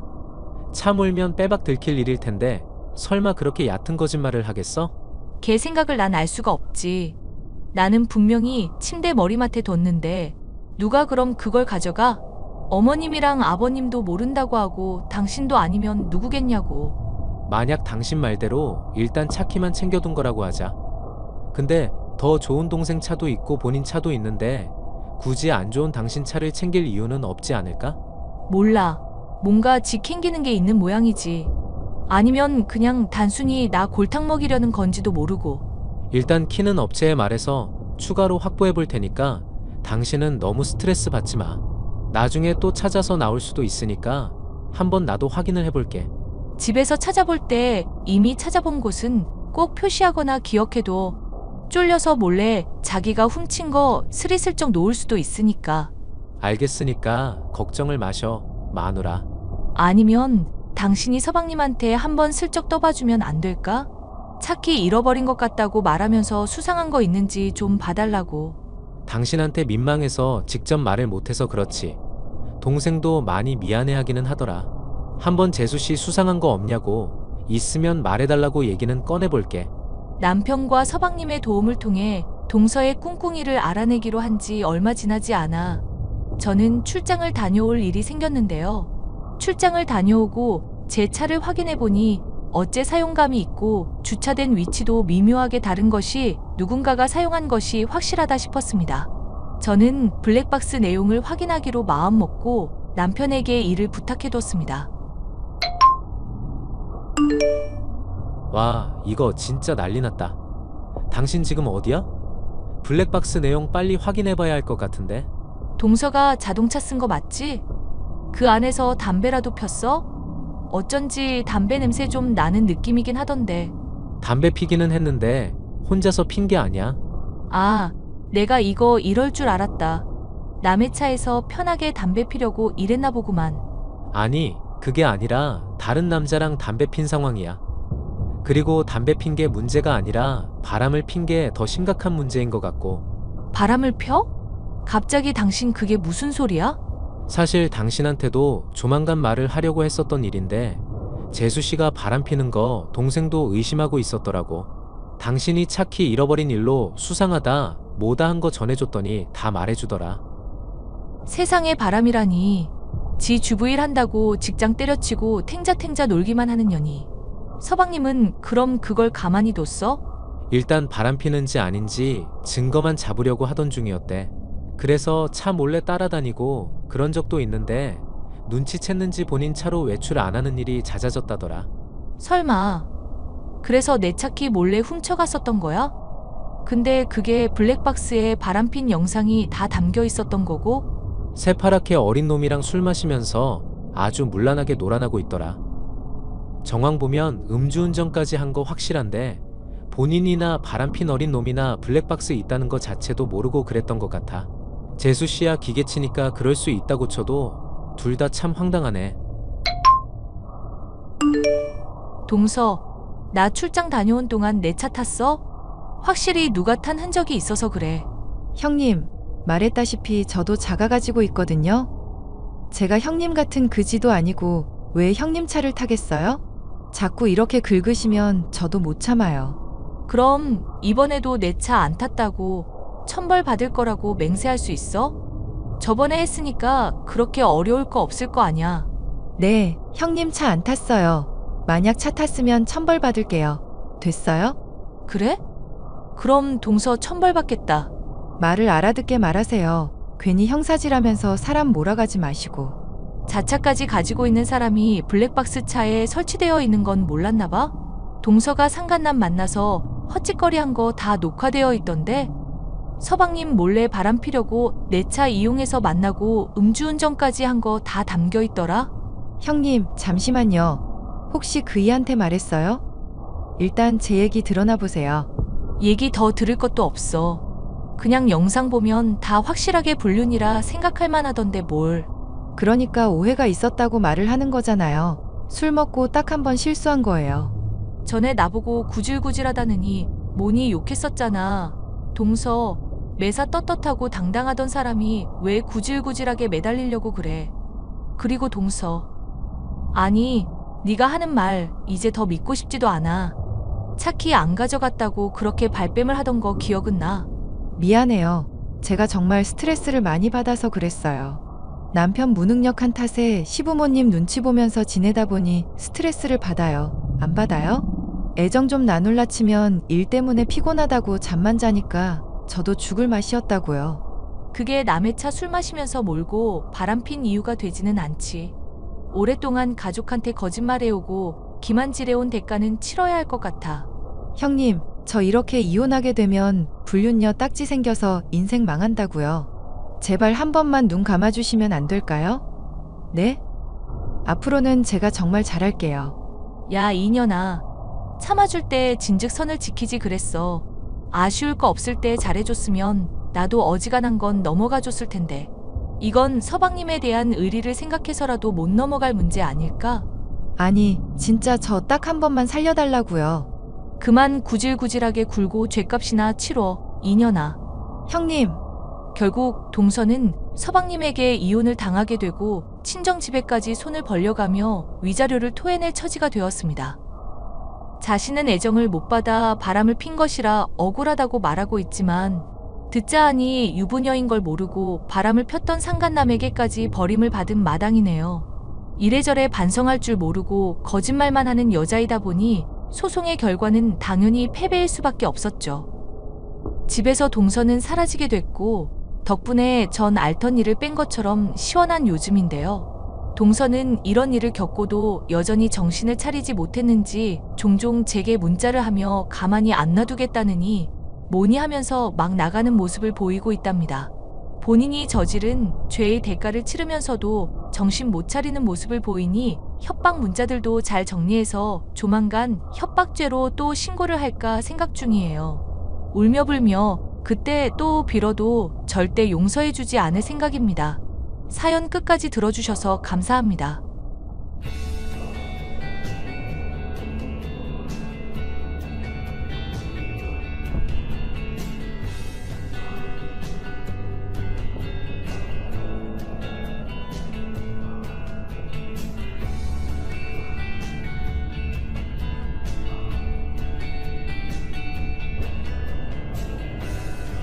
안녕하세요, 구독자 여러분.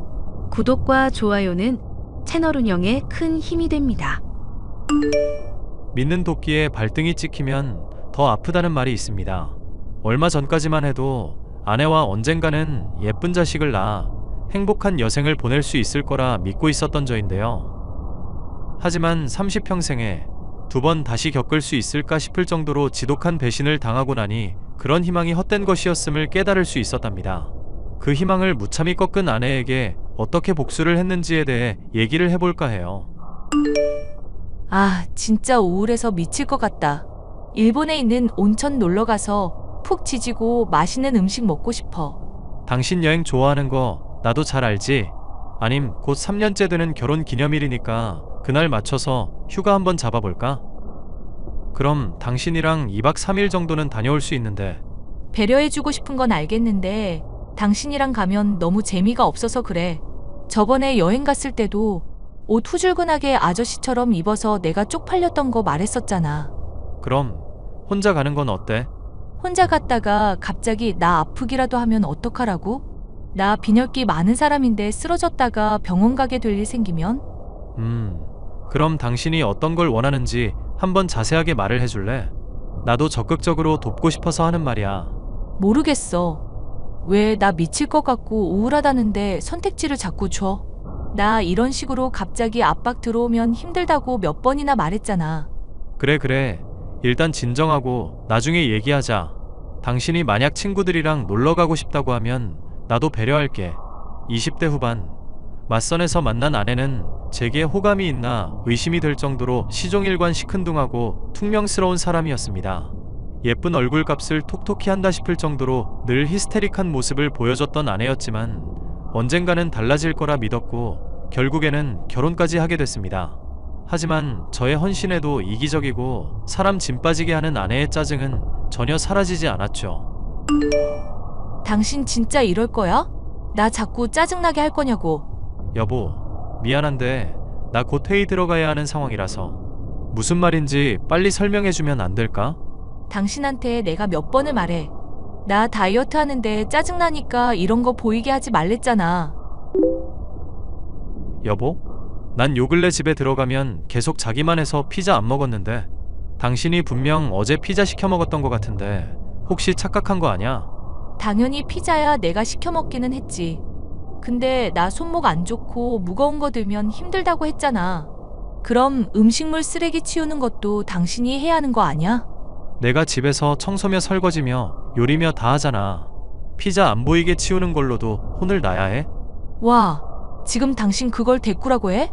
나 다이어트 하면서 당신 보기 좋은 몸매 유지해주잖아. 결혼하고 퍼질러져서 망가지는 다른 여자들처럼 굴어줄까? 그거야 당신이 좋아서 그런 거지. 나는 당신 다이어트 안 해도 된다고 말했잖아. 말은 그렇게 해도 남자들 속내는 전혀 다른 거 알고 있거든? 하여튼 다 잡은 물고기 인양 대하는 거 앞으로도 반복되는지 지켜볼 거야. 나 다이어트 하는데 괜히 내 앞에 맛있는 거 두지 말고 스트레스 주지 마. 알았어? 나 당신이 맛있는 거 보면 식욕 땡긴다고 해서 많이 참아주고 있거든. 집에서 좋아하는 라면 못 끓여 먹은 지도 2년은 넘었다. 그래서 나 덕분에 건강한 식단 유지하고 있잖아. 사람 왜 이렇게 불만이 많아? 아내는 본인이 시켜 먹은 피자를 제가 치우지 않았다고 역정을 낼 정도로 뻔뻔한 사람이었죠. 이런 결혼 생활을 더 지속해야 하나 회의감이 들었지만 가끔씩 제가 출근하거나 퇴근할 때 해주는 뽀뽀 한 번에 기분이 풀려지는 바보가 저였습니다. 태도가 서툴기는 하지만 아내가 절 사랑하는 것만은 틀림없다고 믿고 있었어요. 시간이 흘러 이런 결혼 생활을 4년 정도 하게 되자 아내에게 맞춰주고 양보하는 것이 점점 익숙하게 되었는데요. 우리 이제 슬슬 애 낳을 준비해야 하는데 우리 병원 가서 검사부터 받아볼까? 애 낳아서 뭐하게. 어차피 돈만 들어가고 떽떽거리기만 할 텐데. 그리고 임신해서 애 낳다가 몸 망가지기라도 하면 당신이 책임지고 내 몸 원래대로 돌려줄 거야? 당신은 임신하고 출산해도 여전히 예쁘겠지. 몰라. 나는 절대 그렇게 생각 안 하니까 괜히 임신이니 뭐니 무서운 얘기하지 마. 만약에 임신하게 되면 나는 안 낳을 거니까 그렇게 알고. 에이, 또 막상 가지게 되면 애정 저절로 생기고 그런다더라. 일단 당신이 생각하는 것도 고려는 하고 있을 텐데 너무 부정적으로만 여기지 말자. 또 막상 가지게 되면 어떻게 바뀔지 모르는 거고. 그러지 말고 당신 정관 수술할 마음은 없어? 안전하게 정관 수술하면 딱 해결이 될 문제잖아. 양가 부모님들도 다 손주 손녀 보고 싶어 하는데 어떻게 그래. 일단 당신이 말한 거 나도 생각은 해볼게. 나 배려해주는 거 알고는 있는데 정작 이런 문제는 양보 안 하더라? 나 집에서 놀고 먹는다고 설마 무조건 양보해야 한다거나 그런 건 아니지? 일을 하고 싶어도 못하는 거고 당신은 일할 수 있으니까 일하는 거야. 무슨 말하는지는 알지. 당신도 언젠가는 일할 거라며. 지금 몸이 많이 안 좋아서 그런 거라며. 다 알지. 어째 비꼬는 것처럼 들리는 거 내 착각 아니지? 무슨 소리야. 당신을 내가 왜 비꼬겠어. 아이를 가지는 문제조차도 제 말을 들어주지 않는 아내에 대해 저는 내심 불만이 있었는데요. 늘 게으르고 이기적이고 바뀌지 않는 모습에 지쳐만 가던 저였지만 혹시 모를 임신을 생각하며 혼자 병원에 가서 검사를 받았습니다. 놀랍게도 제게 들려온 것은 무정자증이라는 검사 결과였는데요. 이걸 어떻게 아내에게 전해야 할까 고민을 하던 중 저는 정말이지 황당한 소식을 듣게 되었습니다. 여보, 나 임신했어. 우리 사랑의 결실이 생긴 거라고. 무슨 소리야. 당신이 임신했다니? 언제? 이제 한 2개월 정도 됐다더라. 속이 뒤집어질 것 같고 안 좋아서 병원 가봤다가 알게 됐어. 당신 말이 근데 맞았다 싶은 게 나 임신했다는 거 아니까 우리 애가 너무 소중하게 느껴지는 거 있지? 아, 그렇구나. 당신이 그렇게 생각할 줄은 몰랐네. 뭐야? 당신 지금 별로 안 좋아하는 것 같은데 내 착각인가? 언제는 임신하자 애 갖자 노래를 부르더니 갑자기 태도가 왜 이래? 당신이 애 안 갖고 싶어 했었는데 갑자기 가지게 됐으니까 눈치 살핀 거였어. 나야 당연히 좋기는 한데 너무 티내려니까 미안하기도 하고. 임신했으니까 더 너그러운 마음 가지도록 할게. 앞으로 당신 하는 거 지켜볼 테니까 나 서운한 마음 안 갖게 해줘야 한다? 결혼할 때 했었던 약속처럼 나 절대 배신하면 안 된다? 내가 당신 서운하게 하고 배신할 일이 뭐 있겠어. 그건 걱정 안 해도 돼. 어찌됐건 임신한 거 축하해. 그런데 당신이랑 나랑 최근에 부부관계 안 한 지 꽤 되지 않았어? 왜? 당신이 회식 갔다 와서 술 많이 퍼마신 날 있잖아. 그때 갑자기 당신 섹시해 보이기도 하고 귀엽게 보이기도 해서 그런 일 있었어. 설마 당신 나랑 있었던 일 하나도 기억 못하는 거 아니지? 그날 막 사랑한다고 열정적으로 했던 말들 다 거짓말이었어? 얼핏 기억나는 것 같기는 하다. 그래. 우리 기특한 신랑. 앞으로 더 잘할 테니까 당신도 나한테 더 잘해야 한다? 임신했다고 나 찬밥 취급하고 다 잡은 물고기처럼 대하면 안 돼? 아내의 임신 사실을 듣게 됐던 저는 하늘이 뒤집어지는 줄 알았습니다. 제가 무정자증인데 그럼 대체 누구의 아이를 임신했던 걸까요? 저는 그 사실을 알기 위해서 아내가 잠든 틈을 타 몰래 핸드폰을 확인해 보았고 오랫동안 사귀고 있었던 다른 남자가 있다는 것을 알게 됐습니다. 야, 너 어떡할 거야? 절대 문제 안 생기게 한다더니 애 생겨버렸잖아. 남편이 알면 당장 이혼 각인데 대체 어떡할 거냐고. 진정해봐. 뭐 큰일도 아닌데 나한테 따지고 있어. 큰일이 아니야? 지금 네 애 임신했을지도 모르는데 큰일이 아니라고? 남편이랑도 꾸준히 부부관계 같은 거 하고 있을 거 아니야. 그럼 뭐 남편 자식이라고 퉁치면 되겠네. 우리 서로 다치지 않는 선에서 잘 해결하자. 응? 내 아내가 알면 나도 곤란하고 네 남편이 알면 너도 곤란하잖아. 그냥 조용히 묻어버리면 아무도 모를 거라고. 안 그래? 애시당초 네 말을 믿는 게 아니었어. 언제는 부인하고 이혼하고 나한테 오겠다더니 순 거짓말쟁이였네. 이 나쁜 새끼.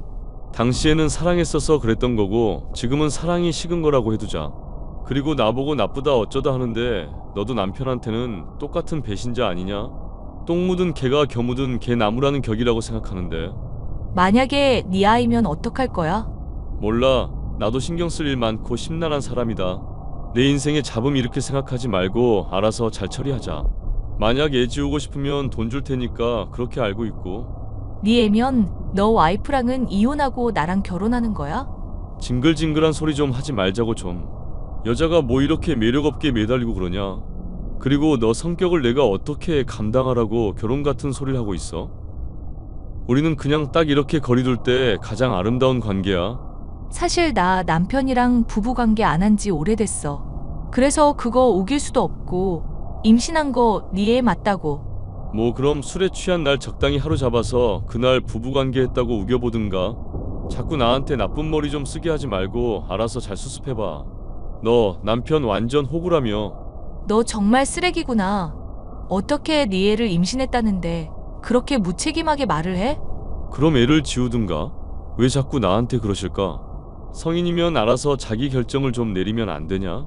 아님 그 호구 같은 남편한테 애 지울지 말지도 대신 결정해달라 하든가. 저는 아내와 상간남의 대화를 보면서 참 기가 찼습니다. 저와 부부관계를 맺지 않았음에도 거짓말을 하고 아내가 실제로 임신한 것은 상간남의 아이라는 것을 알게 됐죠. 상간남이 절 호구 거리는 데에서 그간 아내가 절 어떻게 취급하고 말을 해왔을지 또한 짐작할 수 있었습니다. 당장 증거를 모아 이혼 소송을 하려던 저는 이대로는 너무 억울하지 않나 생각이 들었어요. 여보, 나 앞으로는 많이 바쁠 것 같으니까 집안일은 당신이 알아서 좀 해. 무거운 거 드는 정도는 할 텐데 나머지는 다 당신이 좀 해라. 무슨 소리야. 나 임신한 사람이야. 집안일 이렇게 갑자기 나한테 떠넘기는 법이 어디 있어?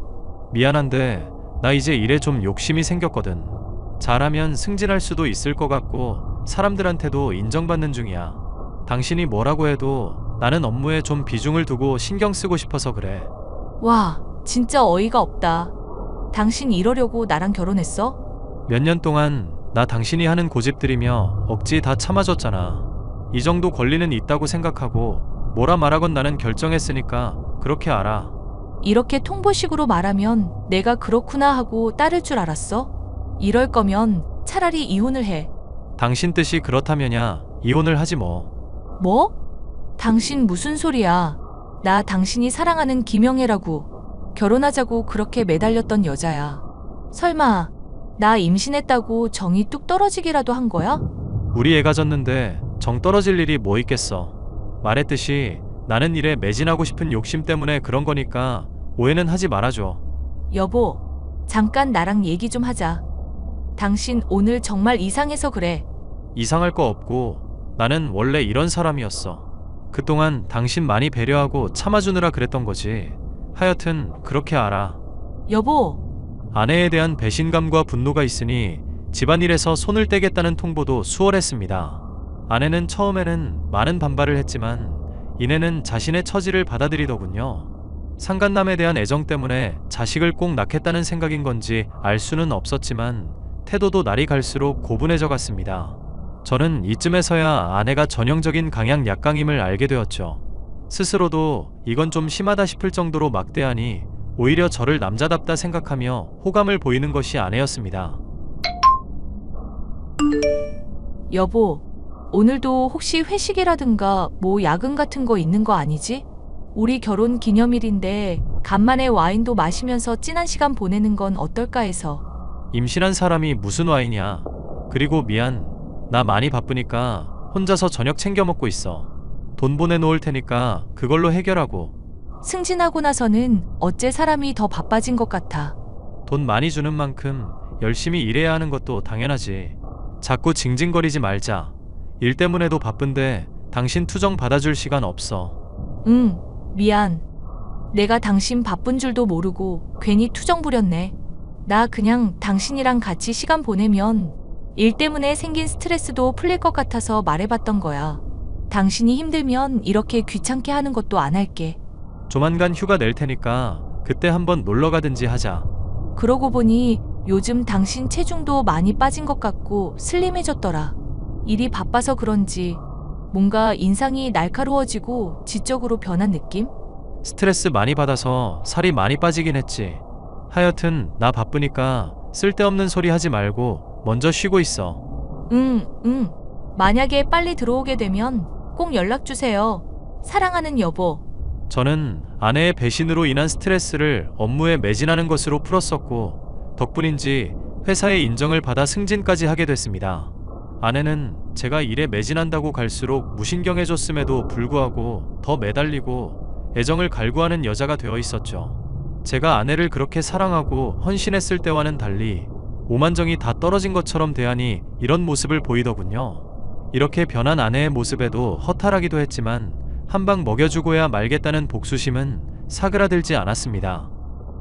제가 회식이며 야근이며 출장을 다녀올 때마다 상간남을 몰래 만나며 출산을 얼마 앞두지 않은 시점까지도 불륜을 저질렀다는 걸 알고 있었기 때문이죠. 얼마 뒤 아내는 드디어 출산을 하게 됐습니다. 여보, 나 출산했어. 당신 바빠서 연락 안 된 건 알고 있는데 언제쯤 올 수 있어? 장모님이랑 장인어른 연락 안 그래도 받았어. 응. 하필이면 제주도 여행 갔을 때 이런 일이 있어서 나 혼자 죽는 줄 알았어. 지금도 병실에 혼자 있으니까 너무 쓸쓸하고 외로운 거 있지? 얼른 와서 나 안아주면 안 될까? 내가 왜 그렇게 해야 하는지 모르겠는데 당신이 죽고 못 사는 상간남 찾지 그래? 뭐? 당신 무슨 소리 하는 거야? 상간남이라니. 나 애 낳느라 힘들었는데 기껏 한다는 말이 그거야? 대체 뭐 때문에 불륜이니 뭐니 헛소리를 하는데. 그동안 나 속여오고 기만질 해온 거 확실히 알게 됐으니까 연기 그만해. 당신이랑 나랑 부부관계 안 한 지가 얼마인데 걔가 내 애라는 거야? 당신한테 이미 다 설명했잖아. 취해서 생긴 애라고. 설마 그 일로 아직까지 의심하고 있었던 거야? 너랑 상간남이랑 저번 주에도 차에서 몰래 데이트했었지? 아주 대낮부터 물고 빨고 난리가 났더라. 둘이 나눈 대화 보면 나 완전 호구 취급까지 해주시고. 여보, 그거 정말 오해야. 무슨 일인지 내가 다 설명할게. 설명하고 자시고 할 게 뭐 있어. 남의 애 싸지르고 내 애라면서 뻔뻔하게 굴었었지. 결혼 생활 내내 내 인생에 기생충처럼 빌붙어선 짜증만 냈었지. 그걸 내 눈으로 다 보고 증거도 있는데 이 마당에 대체 무슨 설명? 당신이 나 외롭게 해서 그런 거잖아. 나는 당신 정말 사랑하고 원해서 늦은 밤까지 기다렸었는데 맨날 일한다고 바쁘다는 말하니까 외로워서 그랬어. 그래서 잠깐 한눈 팔았던 게 잘못이야? 사기를 치려면 너처럼 머리 나쁘면 안 되겠다. 너랑 상간남이랑 불륜집 벌이고 있던 게 나 한창 바쁘기 전이더만 무슨 개소리야? 이미 대화 내용까지 다 캡처되어 있으니까 발뺌할 생각하지 마. 뭐야?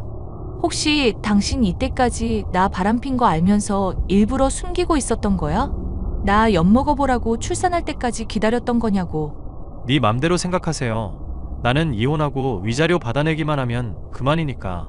사기치고 사람 기만한 건 넌데 왜 나한테 그걸 따지고 앉았어? 난 그럼 어떻게 살아? 걔도 애 지우라는 거 억지로 출산한 건데 그럼 난 이제 어떡하냐고. 그러니까 그걸 왜 나한테 따지세요. 우리 남보다도 못한 사이인데. 어떻게 당신이 날 이렇게 배신할 수가 있어? 어떻게 당신이. 배신 먼저 때린 건 너야. 미친 여자야. 더 상대하기 싫으니까 앞으로는 연락하지 말고. 여보, 잠깐만. 나 김영애야. 당신 사랑하던 여자. 꺼져. 미친 여자야. 그렇게 저는 아내와 이혼을 하게 됐고 상간남 소송도 동시에 진행을 했습니다. 전 아내는 이 일로 거의 실성하다시피 큰 충격을 받아 책임을 지지 않으려던 상간남을 물고 늘어지게 됐습니다. 상간남은 이로 인해 이혼당할 위기에 처해 소송을 진행하고 있고 직장에서도 소문 때문에 퇴사를 하게 됐죠. 장모와 장인은 아내의 지독한 배신에 절 붙잡지도 못하고 딸을 잘못 키워 미안하다며 사죄를 할 뿐이었습니다. 입은 상처의 크기에 비해 금전적인 보상은 모자라다 싶지만 제 인생을 망가뜨렸던 두 사람이 괴로워하는 것을 보니 아주 복수가 달콤하게 느껴지네요. 앞으로 또 어떤 사람을 만나게 될지는 모르겠으나 헌신하고 신뢰할 수 있는 사람을 만나면 좋겠습니다. 사연 끝까지 함께 해주셔서 감사합니다.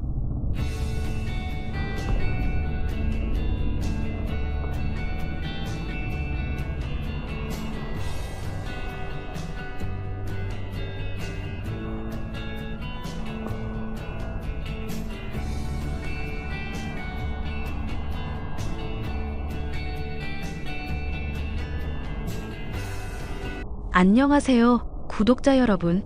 구독과 좋아요는 채널 운영에 큰 힘이 됩니다. 안녕하세요. 저는 강남 8학군으로 이사 오고 나서 아이 교육에 힘을 쏟고 있는 30대 여성입니다. 이곳으로 이사 오고 나서 참으로 많은 일들이 있었는데요. 남들이 부러워할 만한 좋은 집에 살게 되니 주변 인물들의 민낯이 훤히 드러나더라고요. 그 중에서 가장 경악스러운 본 모습을 드러낸 사람은 저의 형님이었습니다. 형님은 누가 봐도 감탄할 만한 미모를 가진 분이었는데 가진 것이 그것밖에 없어서인지 늘 자신의 미모를 자랑하며 저를 깎아내렸습니다. 동서, 나 정말 너무 피곤하다. 세상이 나를 가만히 놔두질 않네. 형님, 무슨 일 있으셨어요? 내가 오늘 봄옷 하나 살까 해서 백화점에 갔는데 글쎄 어떤 사람이 나보고 너무너무 예쁘다면서 쇼핑몰 모델 해달라고 명함을 주지 뭐야? 나보고 20대 대학생인 줄 알았대. 나 정말 못 살아. 그런 칭찬 들어서 정말 좋으시겠어요. 형님 미모가 워낙 출중하시니까요. 그럼 모델 일 하기로 하신 거예요? 그게 너무 고민이야. 동서도 알겠지만 내가 우리 남편 내조하고 애들 가르치느라 바쁜 거 알잖아. 그런데 모델 제의를 받으니 마음이 흔들리는 거 있지? 하여튼 이 얼굴이 문제야. 나이가 30대 후반인데도 이렇게 예쁜 게 말이 되냐고. 바빠서 못할 것 같으시면 그냥 거절하면 되잖아요. 혹시 거절하기 어려우시면 제가 도와드릴게요. 동서는 얼굴이 꼭 찌다가만 찐빵같이 생겨서 평생 이런 제의 안 받아봤지? 이게 그렇게 간단하지가 않아. 그 사람이 본인 쇼핑몰에 꼭 나 같은 이미지의 모델이 필요하다면서 간곡히 부탁하는데 어떻게 그렇게 냉정하게 내치겠어. 나 같은 초미녀들의 삶은 이렇게 항상 피곤하다니깐. 그런가요? 길거리 나가보면 모델할 만큼 예쁜 여자들 많던데요. 형님이 안 하신다고 하면 그쪽에서도 다른 모델 금방 구할 거예요. 동서 지금 나 질투해? 얼굴만 찐빵인 줄 알았는데 인성까지 옆구리 터진 김밥같이 못생겼네. 질투가 아니라요. 형님이 하기 싫어하시는 것 같아서 드리는 말씀이에요. 다른 사람은 속여도 나는 못 속이지. 질투할 시간에 피부과 가서 얼굴 주름이나 펴. 동서 얼굴에 그 팔자 주름이랑 목주름 빨리 펴지 않으면 더 심해질 거란 말야. 저는 그런데 관심 없어요. 얼굴보다는 내면을 가꾸는 게 더 중요하다고 생각하거든요. 그러니까 아무한테도 사랑을 못 받지. 어머님이 은근히 동서 부끄럽게 생각하는 거 몰라? 내가 모델 제의 받았다고 말씀드리니까 너무너무 잘 됐다고 하시면서 동서도 이 기회에 예쁜 옷 사입고 화장 좀 하면서 꾸미고 다녔으면 좋겠다고 하시더라. 사람들이 자꾸 동서가 첫째 며느리, 내가 막내 며느리인 줄 알아서 어머님이 속상하시대. 형님, 지금 뭐 하시는 거예요? 쇼핑몰 모델 제의 받으셨으면 그걸 하시든지 말든지 형님이 알아서 결정하시면 될 일인데 왜 갑자기 저랑 어머님 사이까지 이간질 하려고 그러세요? 이간질이 아니라 사실을 말해준 것 뿐이야. 동서도 현실을 직시하란 말이야. 동서처럼 공부 잘하고 똑똑한 거 밖에 나가보면 다 무쓸모야. 결국 예쁜 게 최고라니까. 바로 나처럼. 저는 학교 다닐 때 공부를 잘했고 전문 직종에 종사하고 있지만 솔직히 외모는 평범한 편입니다. 그렇지만 제 외모에 평생 불만을 품어본 적이 없고 나이에 비해 과도하게 젊어 보이려고 노력하지도 않습니다. 그런데 형님은 꼭 저를 깎아내리면서 자신의 미모를 자랑하려고 했고 쇼핑몰 모델 일을 시작하고 나서부터 그게 너무나 심해졌습니다. 형님, 제 헬스장 PT 회원권을 형님이 쓰셨어요. 왜 저한테 말도 안 하고 허락도 없이 그걸 쓰신 거예요? 어머님한테 들어보니까 동서가 아주 비싼 PT샵 다닌다고 해서 어떤가 하고 가봤지. 거기 사람들이 어떻게 왔냐고 물어보길래 동서 이름 대고 몇 번 가서 운동한 것뿐이야. 거짓말하지 마세요. 몇 번이 아니라 20회 다 쓰셨잖아요. 이렇게 남의 회원권 무단으로 사용하는 거 범죄예요. 게다가 헬스장에다가는 제가 회원권을 양도한 거라고 거짓말까지 하셨던데요. 이거 어떻게 책임지실 거예요? 모델 일 하면서 몸이 찌뿌둥하길래 헬스장 몇 번 왔다 갔다 한 것뿐인데 범죄라니. 동서 말이 너무 심하다. 그리고 동서처럼 짜리몽땅한 사람이 PT 받아서 뭐해. 호박에 줄 긋는다고 수박 되는 거 아니잖아. 나처럼 키 크고 늘씬한 사람이 해야 그 값어치를 제대로 하는 거지. 당장 물어내세요. 그게 얼마짜린 줄이나 아세요? 비싼 거면 내가 쓰길 더 잘한 거네. 나 같은 초특급 울트라 미녀가 비싼 PT를 받았기 때문에 제 값을 한 거잖아. 안 그래? 형님, 이런 식으로 나오시면 저도 더 이상 안 참아요. 형님, 얼굴 예쁜 것도 알겠고 모델 일 하느라 들뜨고 신난 것도 알겠는데 제 인생에 피해 주시면 안 되는 거잖아요. 오해가 좀 있었지만 결과적으로는 잘된 일이니까 동서 너무 화내지 마. 화내면 동서 못생긴 얼굴 더 찌그러져. 웃는 얼굴에 침 못 뱉는다는 말 알지? 못생긴 사람일수록 항상 웃어야지. 동서 스마일. 정말 어이없는 그 일이 있고 나서 얼마 지나지 않아 저희 부부는 이사를 했습니다. 아이가 학군 좋은 지역에서 자라기를 희망했기에 강남 아파트로 이사를 한 것입니다. 그런데 새로운 동네를 탐방하던 중 쇼핑몰 모델이 길거리에서 촬영하는 것을 목격했습니다. 그 모델은 바로 형님이었습니다. 저는 아는 척을 하고 싶지 않아서 조용히 지나치려 했고 형님도 저를 보지 못했습니다. 그런데 형님 옆에 아주버님이 아닌 다른 남자가 있더군요. 다른 사람들이 사장님이라고 부르는 걸 보니 쇼핑몰 사장인 것 같았는데 형님과 대낮 길거리에서 낯뜨거운 진한 스킨십을 하고 있었습니다.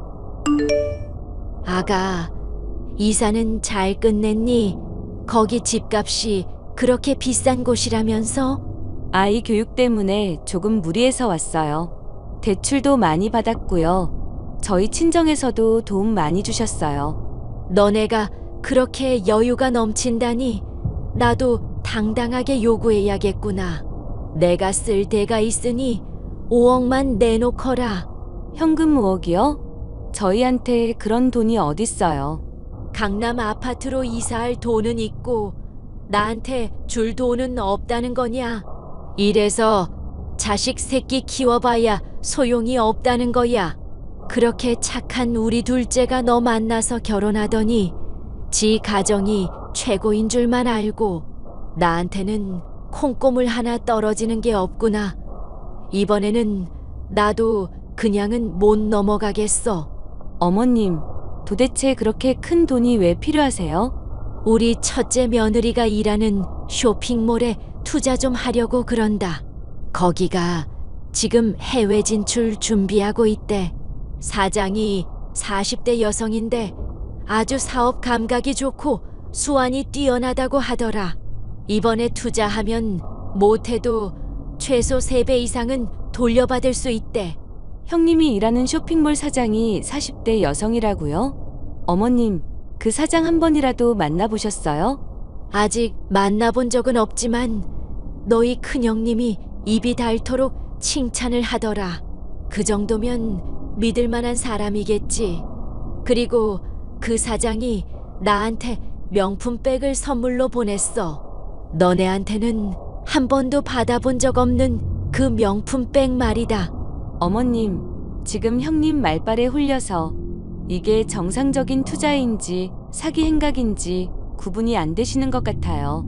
얼굴도 못 본 그 사장이라는 사람이 어머님한테 명품백을 왜 선물하겠어요? 게다가 갑자기 쇼핑몰 투자라니. 전부 다 이상하다는 생각 안 드세요? 너야말로 세상 물정을 모르는 거지. 살면서 이렇게 좋은 투자 기회 놓칠 순 없잖니. 그래서 너희한테 5억 받고 이 집 팔아서 5억 마련해 볼 생각이었다. 너희 형님 말로는 총 10억 정도 투자해 주면 좋겠다고 하더구나. 내가 봐도 그 쇼핑몰이 앞으로 승승장구할 게 분명해. 어머님, 일단 아무것도 하지 마시고 기다려주세요. 형님이 관여한다는 그 쇼핑몰 사업, 미심쩍은 구석이 한두 개가 아니어서요. 제가 조사 좀 해볼게요. 으이그, 네 형님이 하는 소리가 딱 맞아.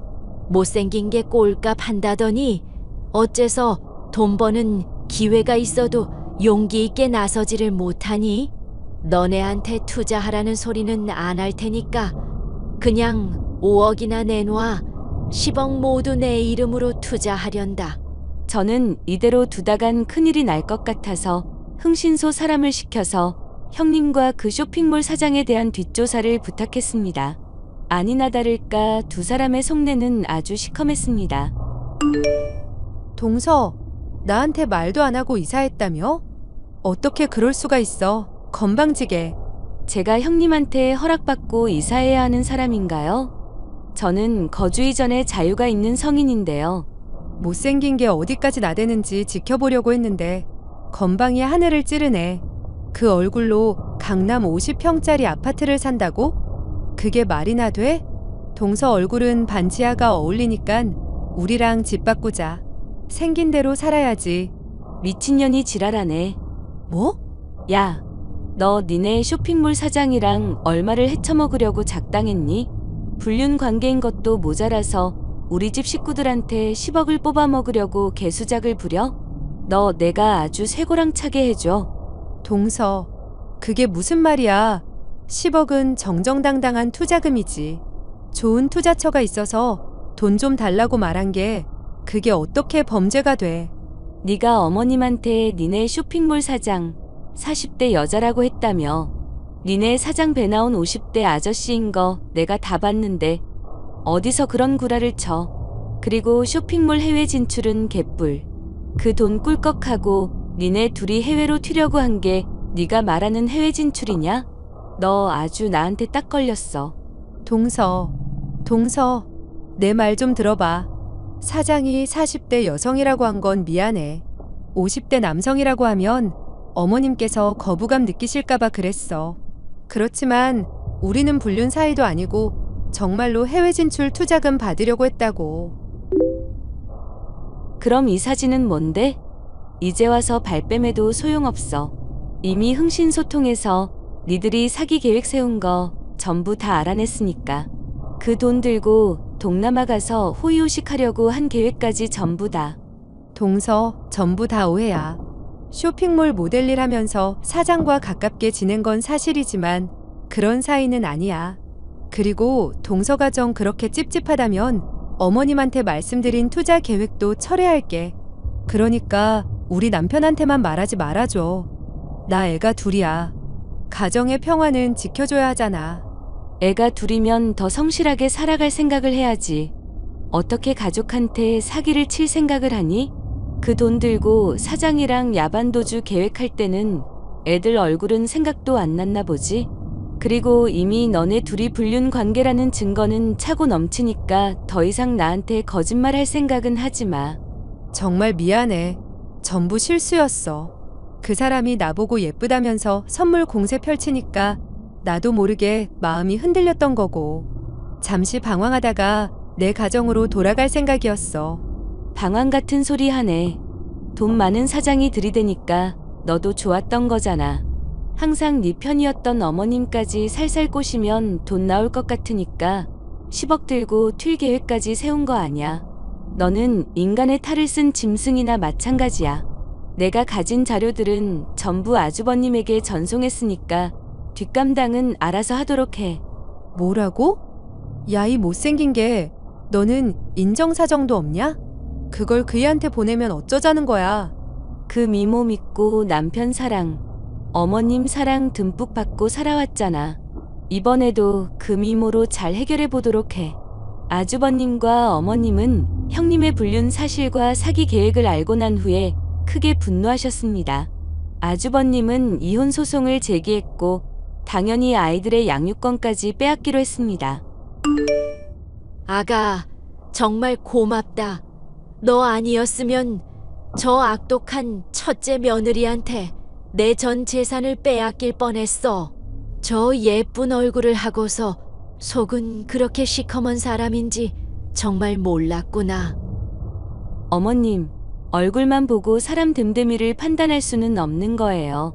저 솔직히 그동안 형님이랑 비교당하는 거 정말 힘들었어요. 어머님은 예쁘게 생긴 형님만 편애하셨고 저는 잘 꾸미지도 않는다고 미워하셨잖아요. 나도 왜 그랬는지 모르겠다. 뭐에 홀렸던 것 같아.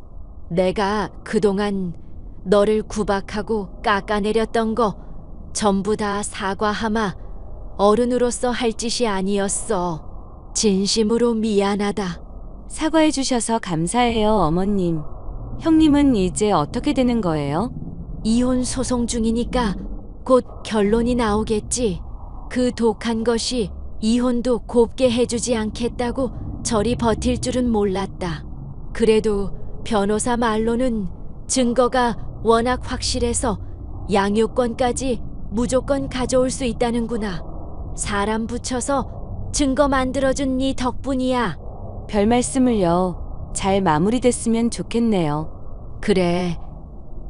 너는 새 집으로 이사 갔으니 이제 좋은 기운 받아서 행복한 일만 있을 거야. 내가 앞으로는 항상 네 편이 되어줄게. 우리 둘째 아들이 너 서운하게 하면 나한테 말해. 내가 혼꾸녕을 내줄 테니. 어머님도 참 저희 잘 살고 있으니 앞으로도 지켜봐 주세요. 얼굴만 믿고 저를 구박했던 형님이 저희 집안에서 나간 이후로 저희 가정에는 평화가 찾아왔습니다. 저와 남편의 커리어, 그리고 아이 교육에만 매진할 수 있는 환경이어서 저는 아주 만족합니다. 저의 사연을 들어주셔서 정말 감사합니다.